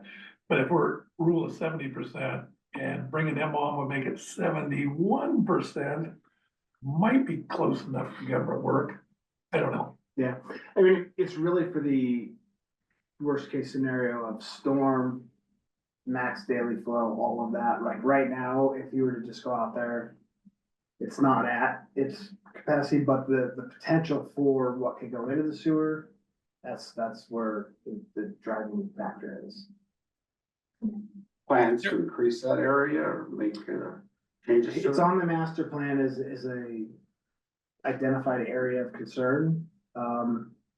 What we're proposing right now for 2025 is we're gonna break the basin into sub-basins so we can get a better idea of where the wastewater is coming from. So that could potentially change the numbers around for Kentucky versus if more flow is coming from over here than over here, it's just gonna give us better data for what's in our collection system. Outside of our main data points, which are our outfall metering stations from Metro Water Recovery. And we've had other requests for, We've got, right now, 1078, the swim club people. Go back to Alkire.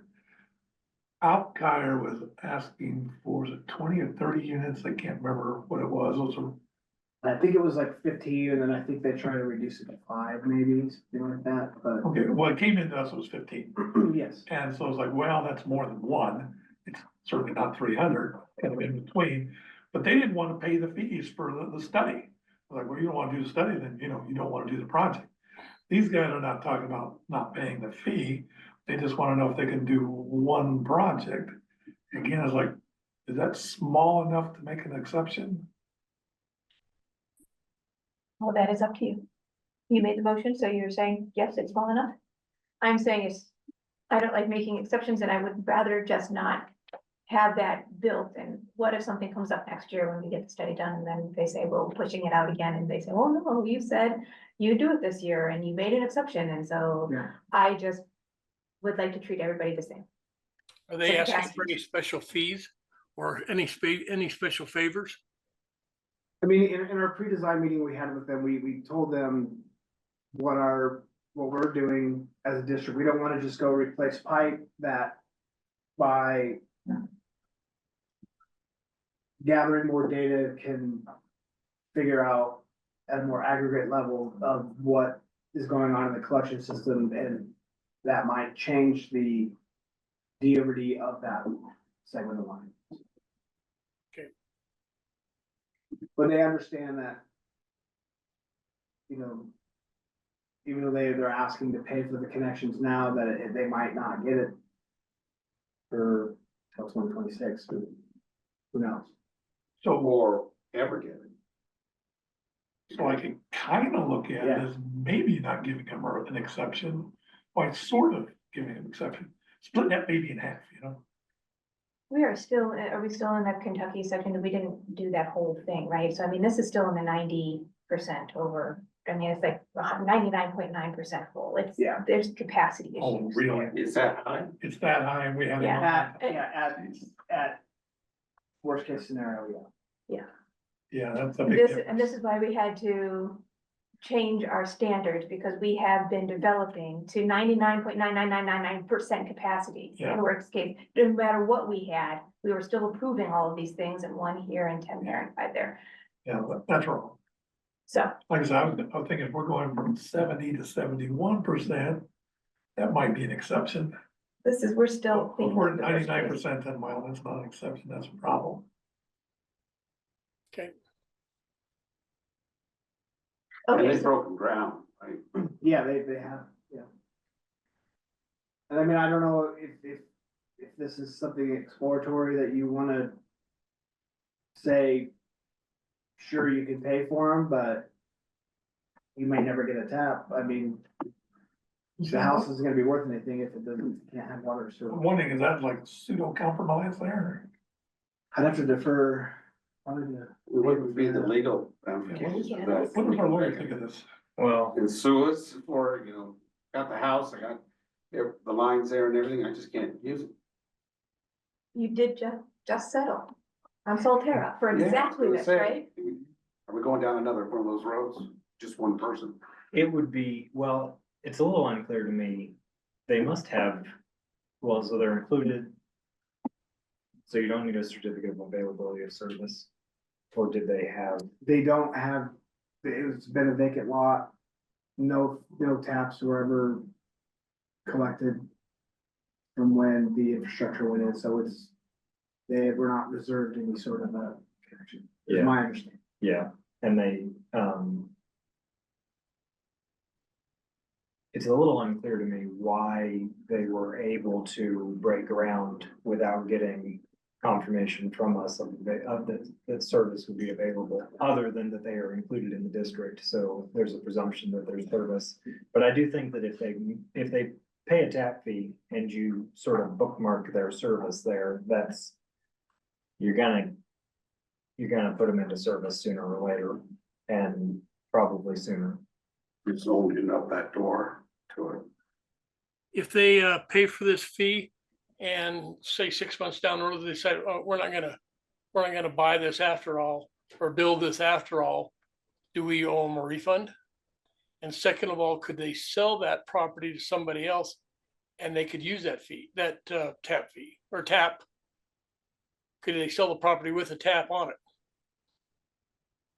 If I think if they don't put the tap into service, you would refund it if the project goes away. It would probably be up to the district to determine whether the tap was transferable. The application approval is valid for 6 months. So after 6 months, I think that it wouldn't be conveyable anyway. Okay, If I recall reading it, it is transferable at the location, but they can't take that tap and put it in somewhere else in the district, so it's dedicated to that property. And I think they expressed some frustrations in their letter that they sent to us, that when they were working with the city of Lakewood, they didn't get Green Mountain involved early enough in their process, so I think that was why they're at where they are. okay. Well, it's unfortunate. Just backlog of capacity issues here. And I mean, I think they first approached us back in 2022, I want to say. Really? When Tyus was here still, so they've been. So in 2022, was it expressed to them that we had a limit in terms of our ability? That was before these issues have come up, and couldn't find any documentation one way or another. You know, he passed along the information to the homeowners, but that's about all I can find. That legally get us into trouble. If they were around in 2022 and we didn't tell them. The line was at capacity in 2022. We didn't know. Oh, yeah, you knew. And I imagine that was conveyed. At least that information was available to them at that time. It was. It may not have been expressed Correct. very clearly. Cause I don't think we let us on, you know. Yeah, there was no documentation that implied that they were able to connect. Broken. So we follow. And Any other you gotta cross your discussion? T's and dot your I's. I mean, these people. It's like when you go and call a guy to come out and show you where your lines are at. You know, mark them, you gotta do that work before you go out and start digging. Can we call the vote? All in favor of the motion to accept the request for these taps? I'll vote yes, because I told them I would. Yes, okay, by Director Rickman. Yes. All against? I That would would say be no.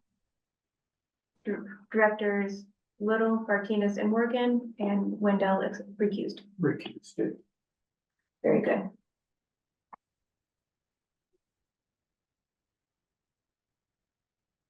Okay. the newsletter for the 2025 rates. So the motion was, The motion was denied. sorry. Yes, good recap. Down in flames. Was that the budget message? No, so, just Yeah, keep on page 81 Mhm. Yeah. of the packet. So page 81 and 82 is the language that we're proposing to throw on the newsletter. Format can, obviously this is just the wording, but it has the rate increases on there. A little blurb on Ion Water, so we can try to get more customers that can utilize that technology they have available to them to manage their water use. And then the notice of public meeting for the Fed Center property is also labeled in there along with a president's message. I think you had one last year, so I don't know if that's. Yes, I still need that. So, yeah, rates, as presented, accepted earlier this evening, and then the Ion Water little blurb that we put on the bill, but we're sending out a newsletter, we might as well use it as best we can. And then the notice of public meeting for the, Yeah, just to clarify, physically, space-wise, how much are we talking inside the envelope? What will I see when I open up the when envelope? you open up this, it's gonna be like what was that, do you remember the size of our last postcard? It was like 8x9 or. something I like guess the reason I'm asking, when I read that in our packet, I thought that was a nice one pager. I was like, well, it goes on the website real good. But if we're actually putting it into each envelope, that's at least one page. It's not, I was visualizing originally a few lines at the bottom of a page. It's just like maybe that much. And obviously my visualization is not correct. We're looking at least the whole page for that. Well, based on the structure of the wording right now, yes. But being a newsletter, PDF format, going out in the mail, we can probably arrange it or highlight it or something like that, but that's just the general language that we're.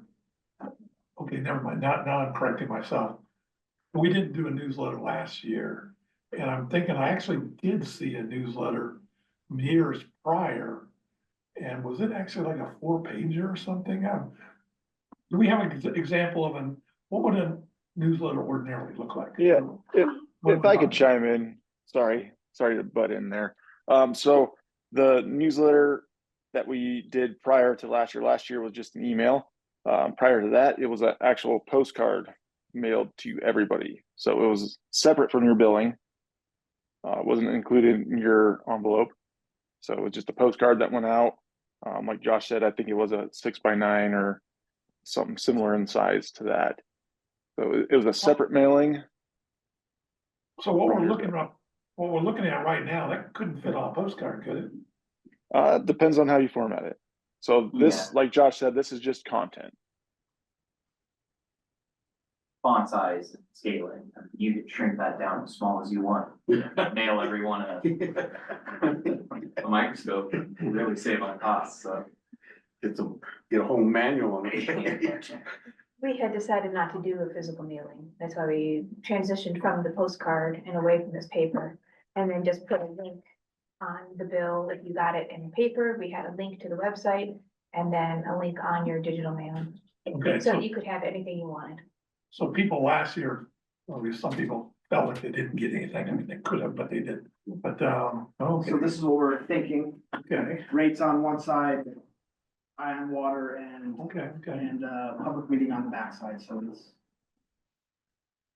Okay. Replace some of the images on there with wording. You don't wanna try to make it too busy, so it'll actually get read, but. Right. Okay, It shows And the- importance.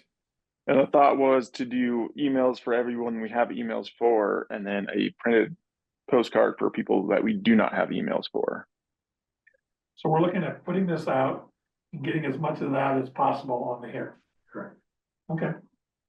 Cool. I would say build a nice PDF and just have a nice splash page on our website and have it linked to that and they could read it that way.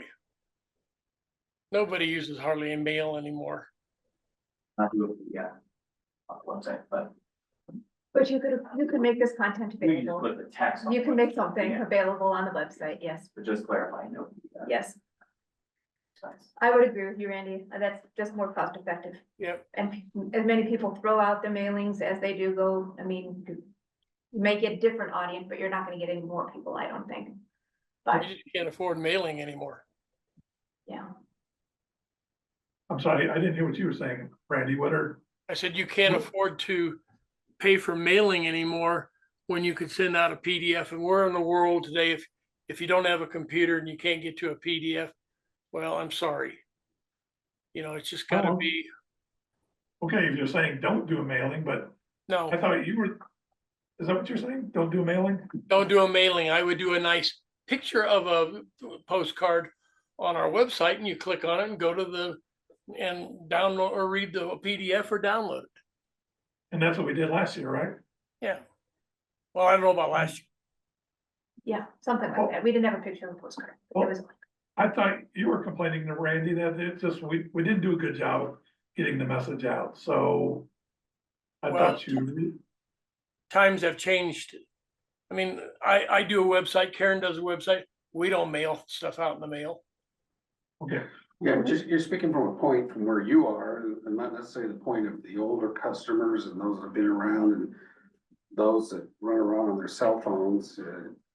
I think you're not covering all of your You bases. could download it to a cell phone.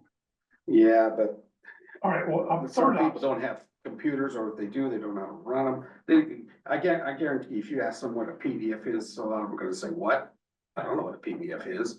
And then they're not going to be able to read it. I just think we need to do this just to cover our bases on such an important, issue. another alternative.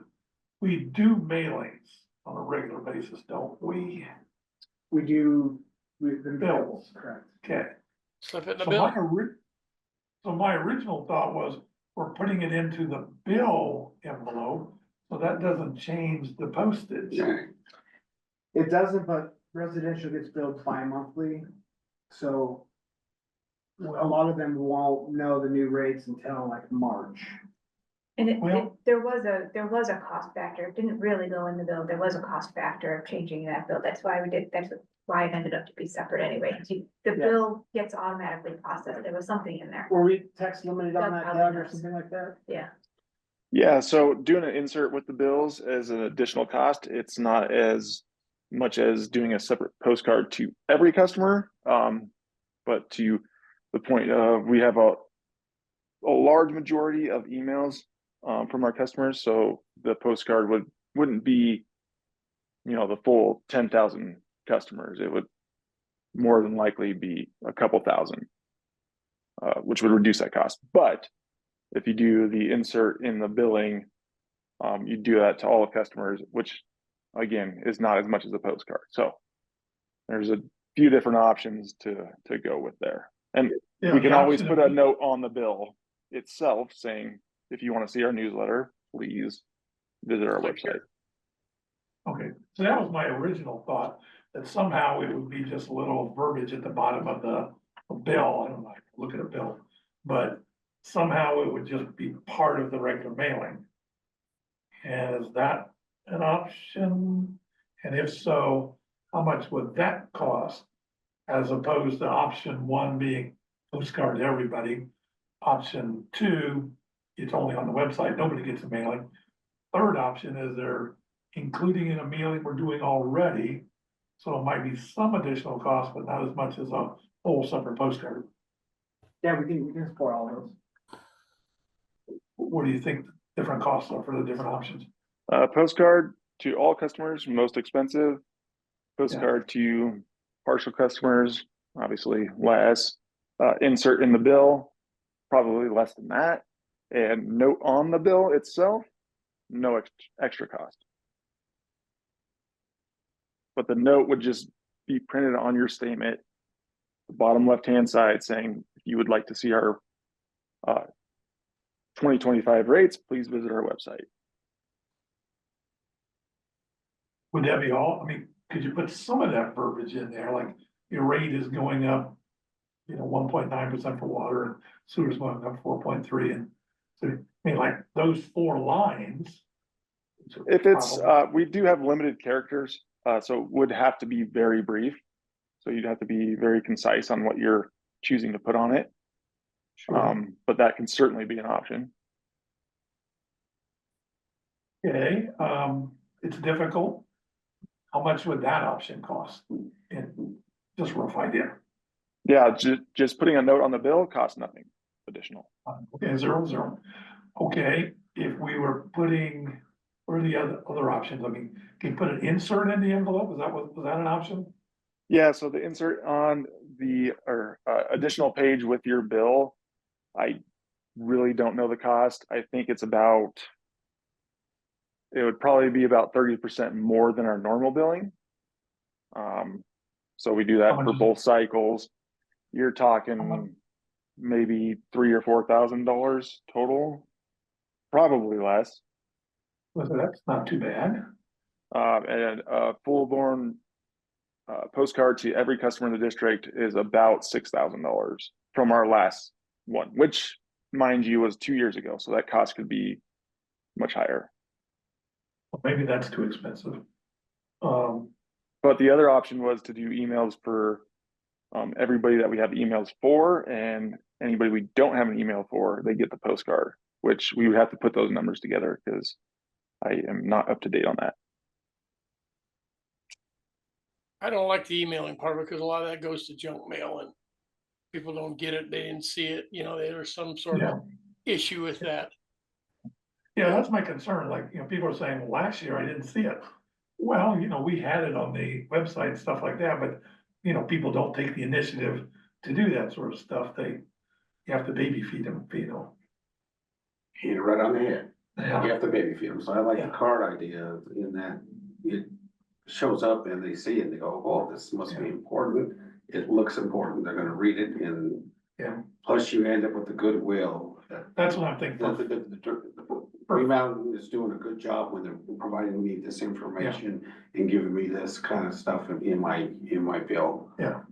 Versus something down at the bottom, they're gonna be looking at what they're gonna really be paying that month, and if there's another page to the back and they don't normally look through it, oh my God, I like the card idea. They're gonna jump and sit there and say, you're trying to hide it from me. Yeah. And I mean, we're not, but if you don't force feed it to me, then I will jump to the conclusion that you're trying to hide it.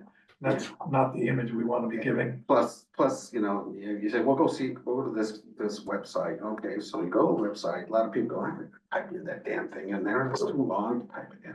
They don't want to do that stuff. HTTPS, blah, blah, blah, blah, and go down there just to get to that. Or cut, I try to cut and paste everything when I'm on the computer, and if it's on a piece of paper there, forget it. I don't even do it. I like the card. I like it. It's my perspective. It's good. It's good. So is there a motion for a card with that language? Yes. And, Which would be Okay, the good. $6,000 option. Yeah, I mean, compared to what the other money you spend stuff on, particularly with the lawyers, all that stuff, it's like one guy said, it's Pluto. It's not. okay, who's making a motion? I make that motion. Director Martinez makes a motion, postcard to everyone Within the bill. or just those who are getting normal billing? Now, you put in the phrase in the billing, but postcard had nothing to do with the billing. No, well, this card, I guess, it wasn't an option to put it in the bill, right? That would be like a secondary page, be an insert. No, not this card. Then I like the postcard straight away then. Okay, that was the 6,000. Yeah. And if we do the piece of paper in there, it's more like 3,000. Yeah, I can't see that the piece of paper would be less of to entice them to do it. Okay, and then to everyone or to only the people who normally get paper, Everyone. everyone? When did we do that postcard last time? And how much did it cost? That was 2022, you said? Was it that one? Okay, I believe it was 2023. Yeah, and that's where I came up with that 6,000 number that includes printing, designing, and postage. I like the postcard. Postcard to everybody. That's the motion by Director Martinez. Who seconds? Anybody? Director Wickman seconds. I'll second. On. Any other Discussion. discussion? So just to be clear, postcard to everyone, Postcard to everyone. we're avoiding the billing insert because it won't reach them in time.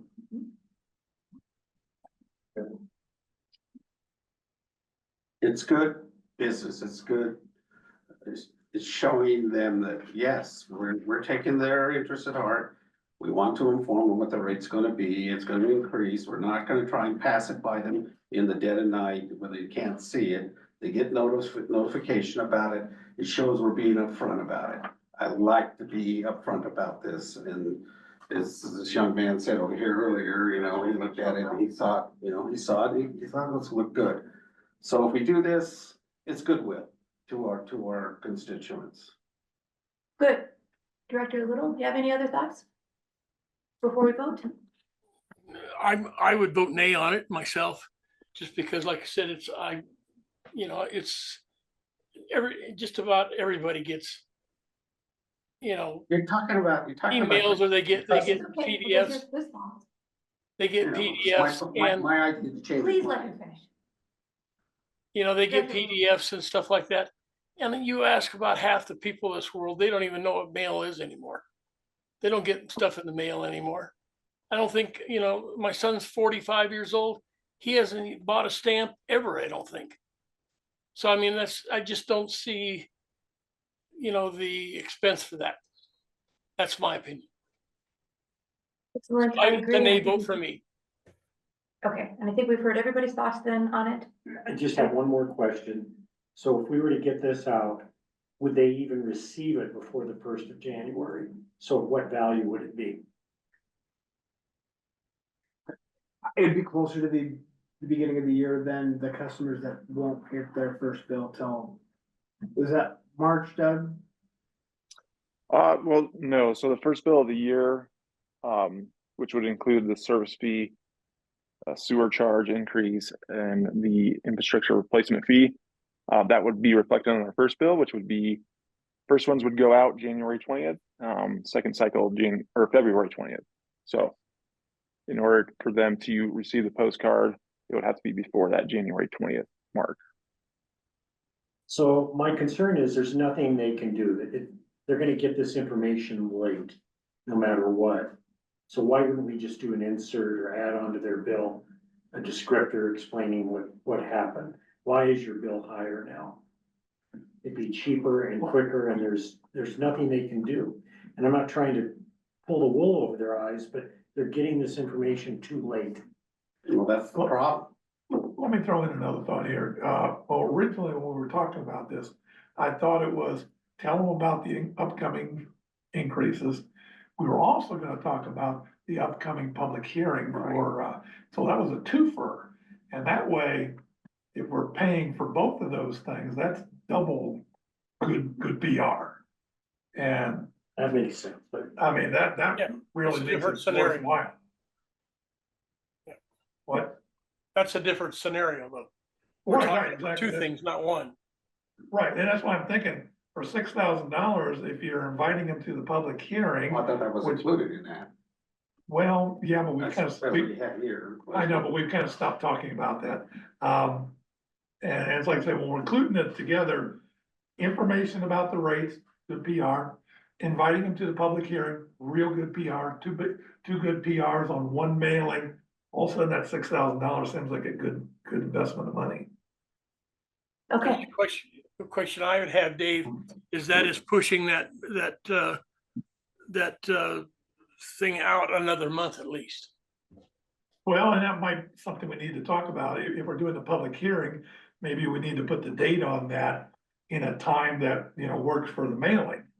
And that, in my mind, that was gonna be one of the other issues that was coming up down the road here. It's like, well, maybe we can't get it out on the first part of January.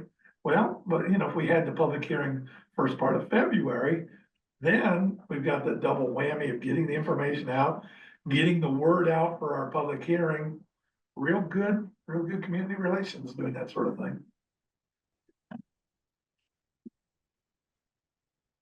So, The date is the next section, so I think can we have a vote on this? Well, I wanna make it clear that what I was assuming, I guess wrongly, is that it was just gonna include everything he had here on that card. That was a concept, yes. Yeah, so it was like, yeah, the notice, the rate and everything, it wasn't just the rate, it was, Right, right. we're gonna kill all these birds with one shot. Well, right, those are two different questions. I mean, I kind of thought it was all the same. So that's what I thought. But then it seemed to be separating. I didn't see, I And didn't think hear we're trying that. to Put it back together, so. I know we were focusing on the rate, but but the public meeting was something we were keen on in the Yeah, past. I mean, that's important. The motion, as I was amending and clarifying, was for this content. So all of this was gonna be on a postcard to every customer. Correct, that's Next. my motion. That's your motion.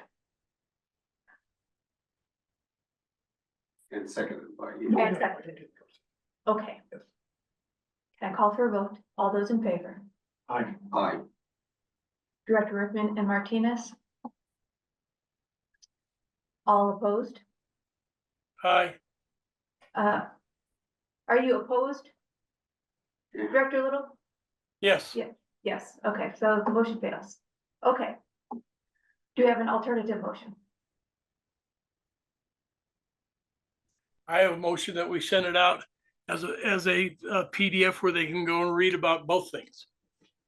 You Okay, get, and it's the same scenario, but we gotta figure, we don't even have a time for, and we haven't even discussed at a time for the citizens' input on the Federal Center. So it's, time's a wasting. okay. Yep, the date is next discussion. So you would be wanting an immediate notice. What is your motion for a PDF? PDF This sent out, content- excuse me. My I'm motion is sorry. to send it out with the next bill for a future date. And, like Roger said, the information that they're gonna get on the rate increase, it doesn't matter anyway. They're still gonna get it. It explains it, and they're still gonna have to pay it. Okay, The matter is, Federal Center one is we don't have a date for that. And we don't want to push this out too far, but we gotta do, if that's what we gotta do, that's what we gotta do. so if it goes into a bill, Right, it will be delayed for a bill and it will be a link to the website rather than a full, correct.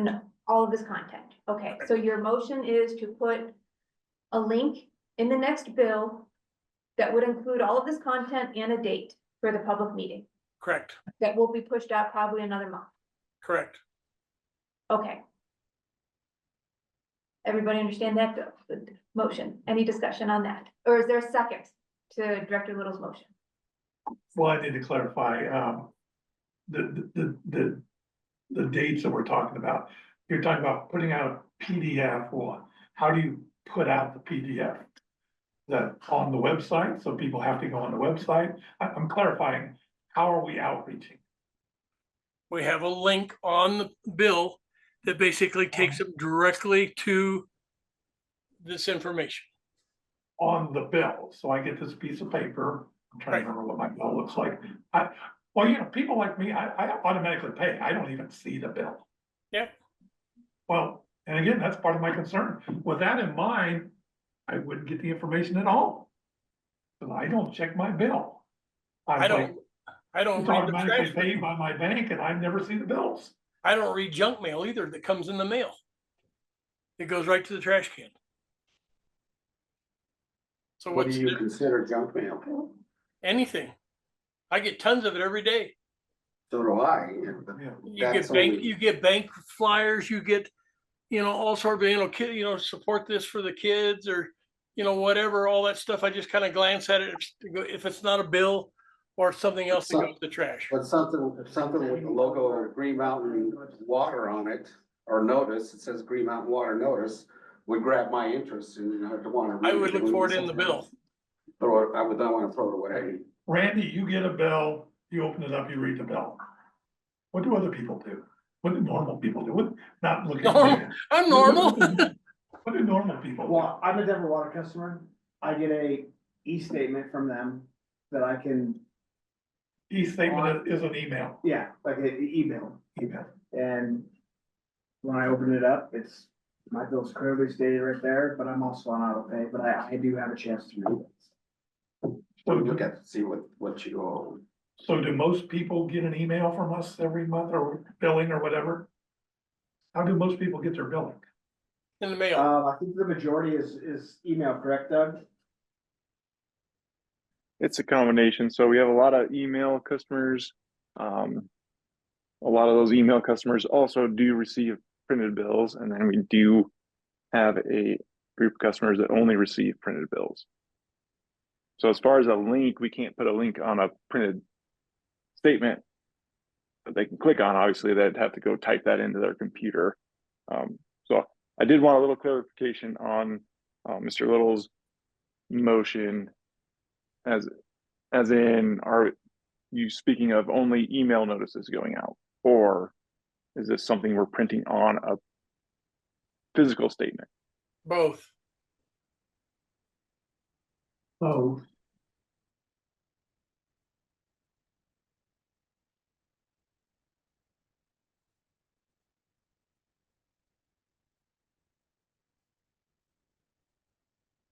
So that's what it would be on both.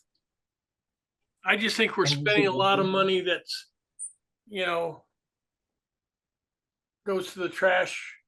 I mean, I get stuff from Denver Water too, and I've read it once in my life, just because, and I read it once and it cost me a ton of money for reading it. If I wouldn't have read it, I probably would have saved a lot of money. Okay. They put out a suggestion on how to water. Well, I watered. Well, my bill was $750 or $725. All right. If I hadn't read it, it would have been half that probably. Okay. Again, I'm thinking, you know, I've done a lot of politics, and it's like people ignore stuff and throw it away. It's like, but I'm looking at it as like, if you try, if you accommodate most people, go the extra effort to get the communication out to them. If they don't get it, then it's kind of on them. But on the other hand, if we try to cut corners and make them do all the work to get the information, they're gonna resent that. Okay, so, but that's not the motion. Was there another suggestion? I was gonna ask, is this something that needs to be voted on, or would you give staff the authority to get the word out in the best way possible as early as we can? If you're good with the language that's going out, let us handle the logistics and get it out to as many customers as we can. That's what I'm asking. What we're saying, we're relying on your expertise to handle it for us. Could I ask, We can make a plain text document to the PDF, we can put the free notation on the bottom of the bill, we can, we have that email blast software that we've been using to where we can just send a PDF out or some sort of a document out. We have different ways to get the word out. That sounds like a better motion to me. So I would change my motion to say what Josh is saying. Let them, you know, I want to see I'm sure Dave wants to see the verbiage, but once that sees the verbiage, then you'd get it out to the best way possible and in every direction possible. I think we're looking at the verbiage here. I can't see it on from home, but It's in the document he sent out today. It's in your board packet. I got my board packet right here. I don't see anything. Page 80, 81. 81 and 82. Page 81 and 82. I haven't got that one printed up. so. Anyway, Can I ask a question? So this property is very important there. But people have been talking about this for quite some time. Why wouldn't we just have the public hearing early in January, post it on the website like we normally do, and just go from there? What would be wrong with that? I say my reaction that dealing with government all the time, that's the way government does it all the time. And it just doesn't reach people. And then people are like, you tried to hide it from me, you didn't tell me. Not true, but the point is, if they don't see that you've been over backwards, they're gonna assume that you just tried to hide it. It's the perception. And then that's not, that's Certainly not, hasn't been in hiding though. I mean, But it's I what they think there's a perceive. difference between the perception of hiding and trying to use the district as this leverage of announcing and delaying and amplifying.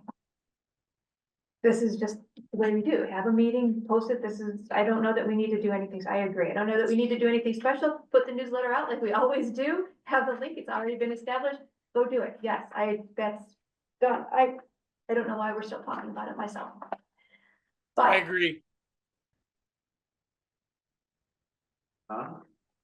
so, okay. So maybe that is, so Director Little already made a motion, I was gonna say, to take Josh's suggestion and just let the staff handle getting this content out as fast as possible. Best way to handle it. But that I also, fine? I also think at this point, we need to have when is this citizens' involvement going to be? We need a date. Yes, that is the next on the agenda, if we can ever get past the newsletter. Okay, Is there a second for Director Little's motion? To let the staff handle it? I second. Any discussion. discussion? I just don't, I don't see the purpose in this, but Of the newsletter? yeah. Okay. So you wouldn't do a newsletter at all? No. Okay, Well, I think it raises to a level higher than just a standard news level process. I think it requires a little bit more notification in that. But it's received a ton of attention. I talked to some people, they don't even know what's going yeah, I on. was gonna okay, say, so all in favor, is this another motion fail? All in favor? aye. Aye, for Director Little, okay, motion fails. I guess we don't, that means we don't have a newsletter, we don't have anything that the board will approve going out in any method whatsoever. Correct. That's where we're at. But we will post it in the customary manner after we decide on a date. We're not talking about the newsletter, we're No talking about newsletter, the public meeting. Yeah.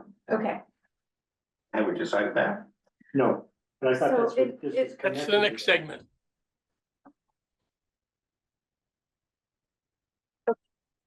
well, no. It's not connected, this is the newsletter. So this, we're just talking about the date to go on the newsletter, so if we don't have a newsletter, then that's fine, right? You're saying that we won't have a newsletter, we'll just put this up on the agenda for the next time. Right, Okay, I mean, as long as that, we're clear, we're not having a whole newsletter discussion around this public that's my comment. understanding. Okay, Might be getting lost here, yes. the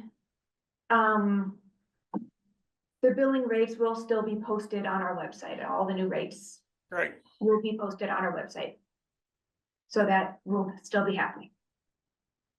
Okay, date for the public comment hearing with discussion on the federal center, Third Tuesday in January would be great, third Following. Tuesday. following the second Tuesday for our regular meeting. You would like a special meeting?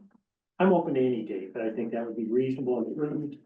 And we're Okay. moving this along as we would any other property after giving it extensive consideration. Okay, any other suggestions? I would like to make a suggestion that I'm still uneasy about why we're having public comment. The public comment should have been brought in when the property was being sold. That's when the citizens are going to fight what's going on. To have a public comment on how you build the infrastructure of this and who pays for it is just kind of bland. It's gonna be up to the board here what they decide to do, not up to citizens, and their input's not gonna change any of our views on anything, how we're going to go forward on that. So I'm not sure a public comment at this point at the stage of the game, all they're gonna complain about if they come to this, is this shouldn't be built at all. Well, I agree with them 100%. It shouldn't be built at all, but it is what it is. It's going to get built. Somewhere around it, they're gonna get this passed through no matter what we do. Now, we came up with a 3-tiered thing last time that we had a meeting. that's what we need to be discussing. What are we going to put on this? Before we even say it, public, talk to us about this. This is the issue. This is what we're talking about and nothing else. So that's where I'm at. That wa- Okay, well, that was a concept we talked about at the last meeting. Right. That was Absolutely. rejected. Because people wanted a free-for-all, all open topic with everybody involved and no time limits. That's where we're at. Right. So that's where we're at right now. So your suggestion has already been discussed and eliminated. And I agree with you completely. Yes, let's have an agenda with topics and keep it confined.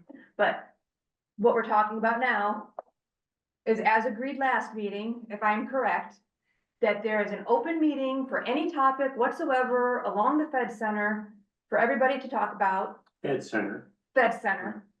But that's as specific as we get. Whatever you want to talk about regarding the Fed Center development, infrastructure development agreement, environmental report, anything. And we're hearing from the public. And then after that point, are we even reaching any discussions at this point? I don't think so. It was just the public hearing. Yep. So we will call for board votes on these items after we get the public. Yes, we have to Okay. get public input. So there's no board votes. This is just a public hearing to hear what they have to say. I'd So like to it's just an change open my- agenda. My proposal to make the date the 7th of January, the first Tuesday. I withdraw the third Tuesday. Okay, first Tuesday for a meeting. And how are you gonna get this out in time? Put it on the website.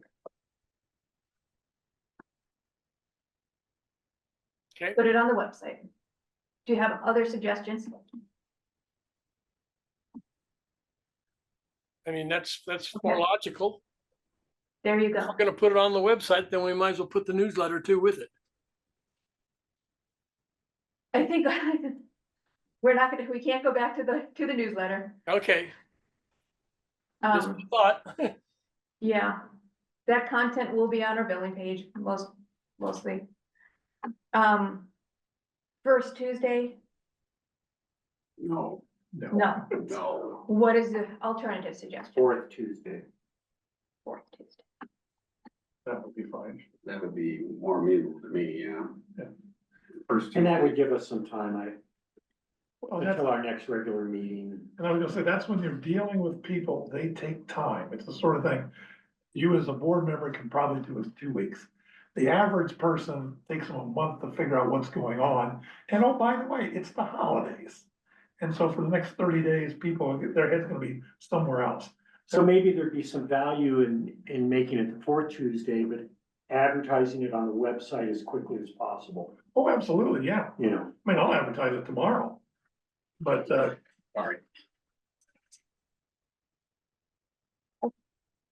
no, that's like, So, yeah, I mean, people need as much, man. Whenever I'm trying to do something, I give them lots of notice. Repeat it a second time, repeat it a third time. And if you do that, it still may fail, but they appreciate the fact you tried. okay. I am trying to move this along.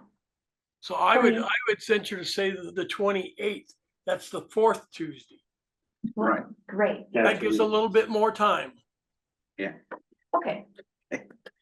So we have general agreement, there'll be a special meeting, January 28th, 6:30, Ed Center only. to hear public input on the Fed Center. Fed Center only, nothing, like you said, open to anything, no, just Fed Center Yes, discussion. But So- anything about the The pet Fed center, Center. yes, but not any other subject. Yeah, you're not, Okay. we're not gonna discuss Soterra or anything else. so one agenda item. Discussion with the public on Fed Center issues. Right. Okay. Anything else? Excellent. So and you can post that on the website for us. Thank you very much. Can you do it now? And what date are we doing? 28th. Okay, What you recommended? good. Because that gives them more time and we're still in the month of January. Yes. Excellent. Okay. All right, then we are on to the next item for the Solterra filing. This says we're signing. Do we need a motion for that? We just, Why no, is- it's part of the settlement agreement. It's, I mean, it's a function, Okay, so. so we don't could need a move- motion, we don't need to discuss, we don't. They just need that. signatures, Okay, need a signature. Well, I did have a question about this Solterra. I was assuming all along, when we voted for the settlement, things were moving right along. But the reaction I got from emails I got from you, I guess today, is like, okay, we're not gonna withdraw this until a month from now when we see how it's panning out. And the language was kind of concerning to me, like, I guess my concern was, are they sitting there saying, a month from now, if we've changed our mind, and we've done our part, but they've sit there and changed their mind, and so now it's not gonna be withdrawn, 'cause the way I'm reading it, it's not actually gonna be withdrawn for at least another 30 days. I mean, the court won't. What was the language it was saying? Well, I think that you're referring to the order from the Court of Appeals. Yes. So. Yes, the Court of Appeals has given us 30 days to file Right, the final dismissal. right. Yes, So it's really not done for another 30 days. I mean, I thought it was done yesterday. well, yes, it is not, the cases have not been dismissed yet. That concerns me. Well, I can appreciate that. Given that it was executed 2 days before Thanksgiving, I think that timeline is mostly to give the attorneys time to prepare the motions. Okay, that's fine. A week here, a week there, no big deal. Yeah. Like I say, 30 days and then dismiss it. I mean, I didn't expect this to be pushed out. And since I'm thinking it's being pushed out for a month, I wasn't anticipating that. I thought we were gonna be done in this next week or two. Yeah, I think that 30 days is a pretty reasonable time to put those ducks in a row. There's no exposure, right? No, I mean, the risk would be either Green Mountain doesn't perform or they don't perform, and Green Mountain has performed, and all along they have eagerly desired to perform themselves. So no, I don't think that there is any exposure. Got my fingers crossed and I'd like to believe that. I always hate having to believe in something. I like to know that it's done. Done is done. It's not done for 30 days. I will, well, and it could take longer than 30 days because that's within, you have 30 days within which to file the motion to dismiss, and the court may not grant it that day. It may take a week or two after that even. But when I get the pleadings, I will send them within a day. So I hate to be suspicious, but like I say, with my long history, conspiracies and stuff like that, it's like, what will go wrong? I can't figure it out, but something will go wrong, and I'm always apprehensive of what have I missed? What's gonna go wrong? Yeah. It will always have been a surprise, Yes, because if you could foresee it, you would avoid it. I know, it's like after 40 years of all this government involved, you'd think I would stop making mistakes, but there are new ones to make all the time. There are. so this is signed Thank you. and we are on to legal matters. Well, that was my legal question for you. Okay.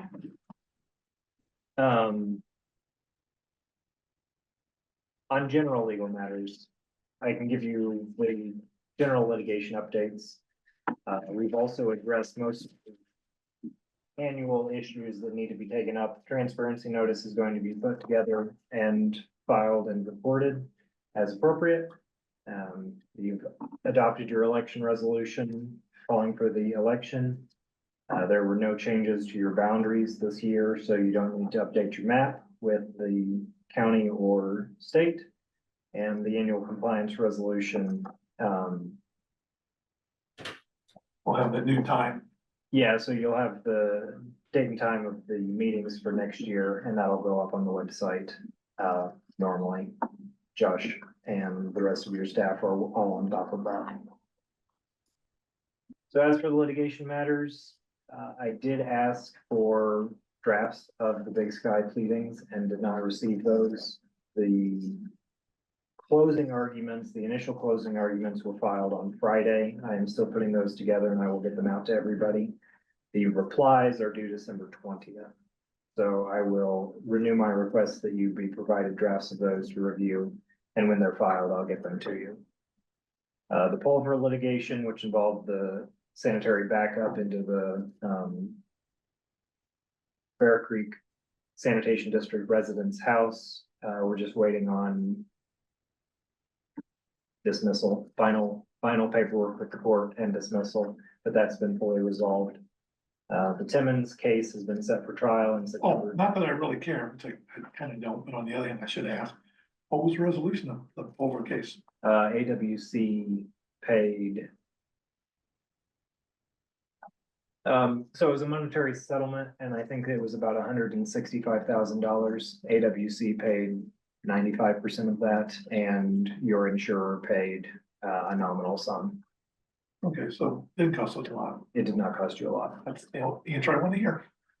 And presumably AWC's insurer is going to be paying their share, but I don't know that. Sounds like a personal problem. Okay. Timmons case set for trial September 22nd, 2025. September? September. Oh, right. Yes, so 10 months from now. And Is that normal? it's kind of normal, given that's about when things are being set. It's a little abnormal because the case was filed in June, but there were several granted extensions of time to answer. So the case didn't really get off the ground until about a month ago. Okay. So judicial standards are to set a case for trial within a year of being filed. Set for a 3-day trial. And the federal appeal of the Timmons case against the district has been fully briefed, and we're waiting on a ruling from the court, which will probably take a year. I don't practice much in federal court, so I don't have a good handle on their timelines, but they're long. So Okay. I would not expect to hear anything about that for a long time. Okay. Fossil Ridge cases have been settled, no update until we get the motions to dismiss. The signature on the filing 21 plans is the last obligation of the district under those. I'm happy to answer any questions about any of those matters. Oh, good. I did receive some correspondence from counsel for the Fed Center developer, which I passed along earlier today.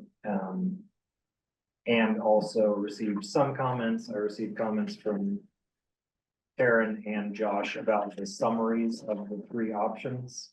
And I am prepared to provide those for putting on the website along with the announcement of the date of the public hearing.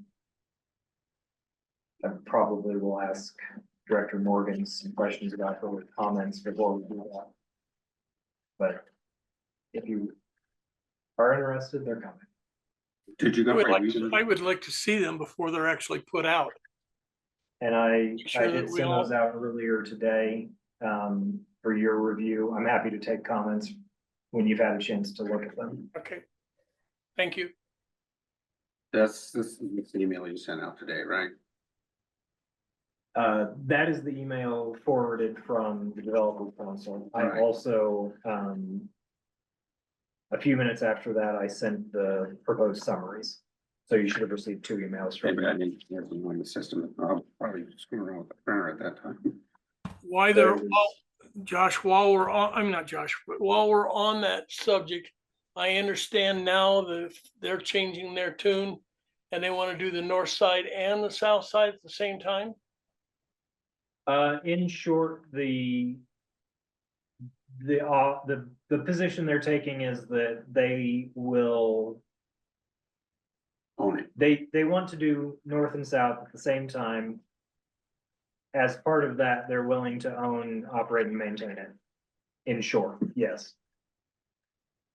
And here it says one customer, a single customer. Right, so that's the alternative approach, not the hybrid approach and not the normal approach.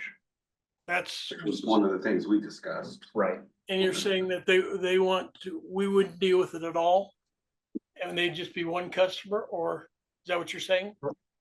Under the alternative approach, yes, they would be treated as, the entire property area would be treated as one customer. And you would have no responsibility for what happens inside those boundaries, essentially, yes. That's the way I'd go in a heartbeat. So that's gonna be one of the three options that are summarized and presented for consideration at the public hearing. Okay.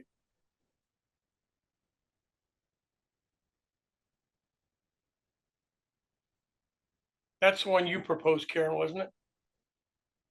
The single customer. Yeah, okay. Thank you. And that concludes general legal.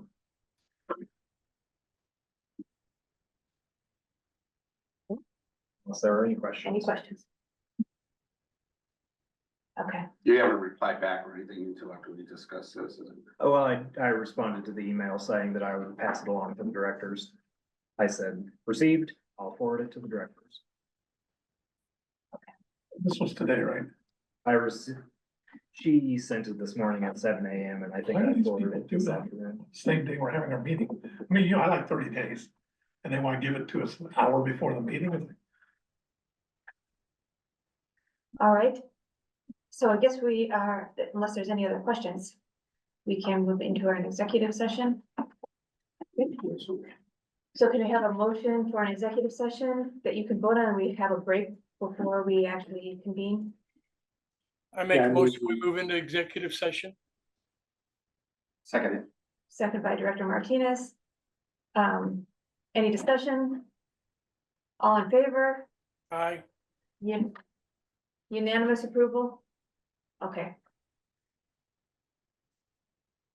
As the district's attorney, it is my opinion that the discussion of the matter announced in the motion to go into executive session constitutes a privileged attorney-client communication. I am therefore requesting that the recording be turned off until the executive session has been concluded. The time is now 9:08 p.m. Right now. The time is now 10:06 and we have resumed the recording because the attorney-client communication is finished. The executive session has been concluded. The participants in the executive session were the board of directors, district manager, and general counsel. For the record, if any person who participated in the executive session believes that any substantial discussion of any matters not included in the motion to go into the executive session occurred during the executive session, or that any improper action occurred during the executive session in violation of the open meetings law, I would ask that you state your concerns for the record. Seeing none, the next agenda item is actions flowing from the executive session. I do not think we have any. Anybody? I'm not gonna go. Okay. So we are on to new business. Anybody have new business to discuss? I would like to ask for our district manager to get some quotes for a future discussion on what outsourcing emergency main breaks and stuff would be the after hours works. But not the 9 to 5. So that we have some kind of comparison.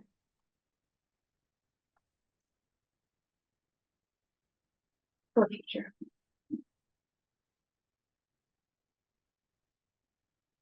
If nothing else. Director Little, anything? Nope. All right, then we can have adjourn the meeting at 10:08. Thank you all.